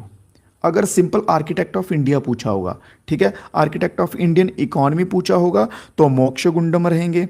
अगर इसके सिवा पूछ लिया जाए आर्किटेक्ट ऑफ इंडियन प्लानिंग पूछ लिया जाए, कौन सा, architect of planning in India. यार राइटिंग का मेरा थोड़ा सा मुझे लग रहा है कि इतनी पहचान में पता नहीं आपको आती होगी कि नहीं, बट चलो टाइम के साथ साथ जो है वो मैं इंप्रूव करने की कोशिश करूंगा। तो अगर पूछ ले जाए architect of planning in India तो पीसी महालनोबिस, महालनोबिस बिल्कुल सही आंसर रहेगा। आपको मैंने 5 ईयर प्लान के करवाए थे, उसमें बताओ मेरे को महालनोबिस प्लान जो है वो कौन से 5 ईयर में आया था, जल्दी से बता दो। तो सेकंड 5 ईयर प्लान, कौन सा, सेकंड 5 ईयर प्लान में जो है महालनोबिस प्लान लगा था। क्लियर। चलिए स्क्रीनशॉट ले लिया करो साथ साथ में, या फिर नोट डाउन करते जाया करो मेरे भाई। नेक्स्ट क्वेश्चन है, what is the nature of the finance commission as mention in article 280। Article number 280 में जो है कॉन्स्टिट्यूशन में फाइनेंस कमीशन का जो नेचर है वो कैसा बताया गया है। ठीक है, एक चीज़ देखो, फाइनेंस कमीशन के अंडर क्या था कि 2 जगह में पावर जो है वो डिवाइड होती है, सेंटर में भी रहती है और स्टेट में भी रहती है। यहाँ पे सेंटर स्टेट में पावर डिवाइड हो जाए तो उसे हम कहते हैं क्वासी। ठीक है, तो क्वासी जुडिशियल जो है ये बॉडी रहेगी, तो ऑप्शन नंबर बी इसमें सही हो जाएगा। अगला क्वेश्चन देखते हैं, विच of the following sports required a net. बहुत ही बेसिक सा क्वेश्चन है यार, बताओ जल्दी से आंसर दो, जल्दी से कमेंट बॉक्स में जल्दी से। इन्होंने पूछा है कि इनमें से कौन सा खेल है जिसमें नेट का ज़रूरत होता है, नेट की ज़रूरत होती है। नेट क्या होता है, मान लो ये ऐसे गेम खेल रहे हो, ठीक है, इसमें ये जालीदार लगा होता है ना, ये इसे बोलते हैं नेट। बताओ अभी जल्दी से, बेसिक क्वेश्चन है, जल्दी से आंसर आने दो, जल्दी जल्दी। बढ़िया बढ़िया बढ़िया। बैडमिंटन जो है बिल्कुल सही। चेस में क्या होगा, चेस में कहाँ नेट लगेगा, चेस में तो ऐसे ऐसे डिब्बे बने होते हैं। कबड्डी में 7 बंदे इधर 7 बंदे इधर। कबड्डी में क्वेश्चन पूछते हैं भाई कि कितने प्लेयर होते हैं ईच टीम में, तो 7 प्लेयर्स ईच टीम। ठीक है, हर एक टीम में 7 बंदे होते हैं। खो में तो ऐसे पोल्स लगे होते हैं 2, इधर उधर भागते हैं इनमें से भाग भाग के। ठीक है, ये होता है। तो बैडमिंटन वाले भाई बिल्कुल सही आंसर। अगला क्वेश्चन देखते हैं, which is the longest river in south east Asia. South east Asia बोला गया है, इंडिया नहीं है, याद रखें, इंडिया नहीं, एशिया की बात की गई है। तो एशिया की बताइए सबसे लंबी। ठीक है, तो मेकोंग जो है बिल्कुल सही आंसर रहेगा, जिसकी लगभग इतनी हाइट है, लेंथ है सॉरी। ठीक है, लगभग अप्रोक्सीमेटली बोलने का क्या मतलब है कि थोड़ी बहुत ही पॉइंट्स में, मीटर्स में आगे पीछे हो सकती है। क्लियर। तो ये जो है ये कहाँ बहती है, म्यांमार से बहती है, म्यांमार से बहती है। ठीक है, अगर सबसे ज़्यादा एक और नाम, जैसे कि मैंने आपको पीछे क्वेश्चन में एग्जांपल दिया था ना माउंटेन वाला कि हाईएस्ट कौन सा है, तो वैसे ही एक नाम और याद रखिएगा, येलो रिवर करके, येलो रिवर करके। ठीक है, येलो रिवर ये बहती है कहाँ पे, चाइना में बहती है। ये 5000 प्लस है इसकी, कुछ 5100 200 ऐसा कुछ है। ठीक है, तो अगर येलो रिवर मेंशन होगा तो ऑप्शन नंबर येलो रिवर वाले के साथ हम जाएंगे। ठीक है, तो यहाँ पे इस क्वेश्चन के अकॉर्डिंग मेकोंग के साथ हम जाएंगे, जो म्यांमार से बहती है और उसकी लेंथ जो है अप्रॉक्सीमेटली इतनी है। ठीक है, फिर इसके सिवा एक और दूसरी ये जो है ना सालवेन करके, ये भी इंपॉर्टेंट हो जाती है, ये तिब्बत प्लेट्यू से बहती है। कौन से तिब्बत प्लेट्यू से। क्लियर। चलिए नेक्स्ट क्वेश्चन देखते हैं, second last. The word jump ball is, world नहीं आएगा यहाँ पे, वर्ड आएगा सिर्फ। ठीक है, एल मिटा दीजिए, सॉरी क्या हो रहा भाई, हाँ सिर्फ वर्ड लिखिए। ठीक है, इन्होंने पूछा कि जंप बॉल जो है ये शब्द जो है इनमें से किस खेल से संबंधित है, बास्केटबॉल, क्रिकेट, फुटबॉल, वॉलीबॉल। किसमें जंप जो है वो जंप बॉल जिसका उपयोग होता है। ठीक है, बास्केटबॉल में क्या होता है भाई, यहाँ पे बास्केट बना होता है। ठीक है, जंप करके यहाँ पे बॉल डालते हैं। अब आप कहोगे कि सर किक भी जंप करके लगाते हैं, बाईसाइकिल किक बोलते हैं इसको, ठीक है। वॉलीबॉल में आप कहेंगे सर सर्विस जो है सर्विस देते हैं जंप करके। बट सुनिए, बास्केटबॉल में क्या होता है, जब टॉस होता है ना, ठीक है, जब टॉस होता है दो प्लेयर खड़े होते हैं, एक इस साइड होता है एक इस साइड होता है, ठीक है। ये बीच में रेफरी होता है, इधर कहीं खड़ा हुआ होता है, ठीक है। तो रेफरी क्या करता है, बॉल को, बास्केटबॉल को ऊपर हवा में उछालता है, ठीक है, ऊपर हवा में उछालेगा, जिस टर्म को हम क्या बोलते हैं, जंप बॉल बोलते हैं, ठीक है। इसी टर्म को बोलते हैं हम जंप बॉल। फिर जब ये बॉल नीचे गिरती है, 3 डिप्स लेती है, 3 टप्पे खाती है, तो उसके बाद जो है वो गेम स्टार्ट हो जाती है। क्लियर? तो ऑप्शन नंबर ए जो है बिल्कुल सही आंसर हो जाएगा। देखो भाई, मैं जीके जीएस पढ़ा रहा हूँ, जीके जीएस ही पढ़िएगा, मेरे से ड्राइंग मत सीखिएगा, ठीक है। ये मेरी ड्राइंग जो है ये मत सीखिएगा, इसको साइड रहने देते हैं, इसको हम डिलीट करते हैं। तो ऑप्शन नंबर ए यहाँ पे बिल्कुल सही हो जाएगा। नेक्स्ट क्वेश्चन देखते हैं, आज की क्लास का अंतिम और आखिरी क्वेश्चन मेरे भाइयों आप सभी के सामने है। हु कैन इंक्रीज, क्वेश्चन पढ़िए ध्यान से, डेफिनेटली सभी बच्चे आंसर्स दे पाएंगे इसका, ठीक है। ध्यान से पढ़िएगा। Who can increase self confidence, कौन है भाई जो सेल्फ कॉन्फिडेंस बढ़ाता है, through sports training, sports training के दौरान, हेल्प स्ट्रेंथन, ठीक है, ताकत होने में, मजबूत होने में, मोराल उठाने में, मोराल होता है ऐसे कॉन्फिडेंस होता है ना यार, डाउन हो जाता है, सामने बड़े बड़े प्लेयर हैं यार, ये सभी नेशनल लेवल के प्लेयर हैं, हम स्टेट लेवल के हैं, इनके सामने क्या खेलेंगे। बट नहीं, वहाँ पे वो इंसान क्या करता है, बोलता तुम किसी से कम नहीं हो, ये बात याद रखो, तुम भी, ये जो नेशनल लेवल के हैं ये भी इन्हीं में से निकल के गए हैं, तुम इनको टक्कर दे सकते हो, ठीक है। ये यहाँ पे मोराल बढ़ाएगा। फिर आगे बोला कि एक्ट एज अ फ्रेंड, अगर मान लो कि तुम्हारी परफॉर्मेंस अच्छी नहीं हुई, फिर वो दोस्त की तरह तुम्हारे कंधे पे हाथ रखेगा, बोलेगा कोई बात नहीं यार, कुछ नहीं होता, नहीं हुई तो नेक्स्ट मैच में फोड़ लेंगे इनको, उसमें क्या है, ठीक है। और साथ में समझाएगा भी, काउंसलर, काउंसलर होता है जो अच्छे से गाइड करते हैं, समझाते हैं, फिर वो आपकी गेम खत्म होने के बाद आपको समझाएगा मेरे भाई कि तूने जो है वो यहाँ पे गलती की, तूने यहाँ पे गलती की, इस चीज़ को सुधारो। तो ये सभी काम जो है ये कौन करता है, बिल्कुल सही आंसर आ चुका है, बाजिद, बिलाल, चेमजोंग, बिल्कुल सही। तो कोच जो है एक गेम का या एक टीम का जो होता है, कोच जो होता है वो ये सारे काम करता है, ट्रेनिंग भी देता है, ठीक है, कॉन्फिडेंस बढ़ाता है, स्ट्रेंथ करता है, मोरल अप करता है, काउंसलर होता है, और एज अ फ्रेंड भी जो है हमारे साथ ट्रीट करता है। तो ऑप्शन नंबर ए बिल्कुल सही हो जाएगा मेरे भाई।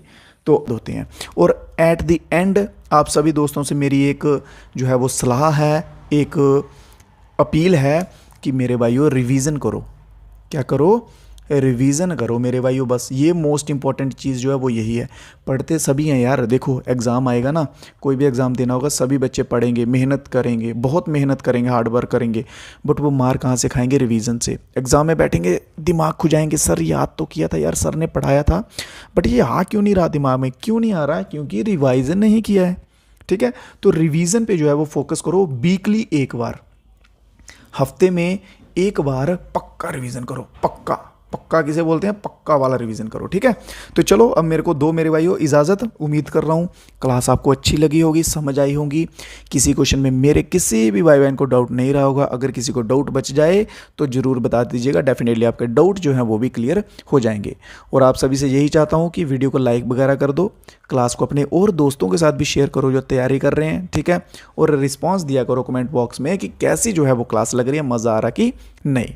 तो दीजिए इजाज़त मेरे भाइयों, मिलेंगे कल फिर से नए क्वेश्चंस के साथ, मज़ेदार और भी कुछ क्वेश्चंस लाएंगे, मज़ेदार कॉन्सेप्ट्स के साथ। तब तक के लिए जय हिंद, जय भारत।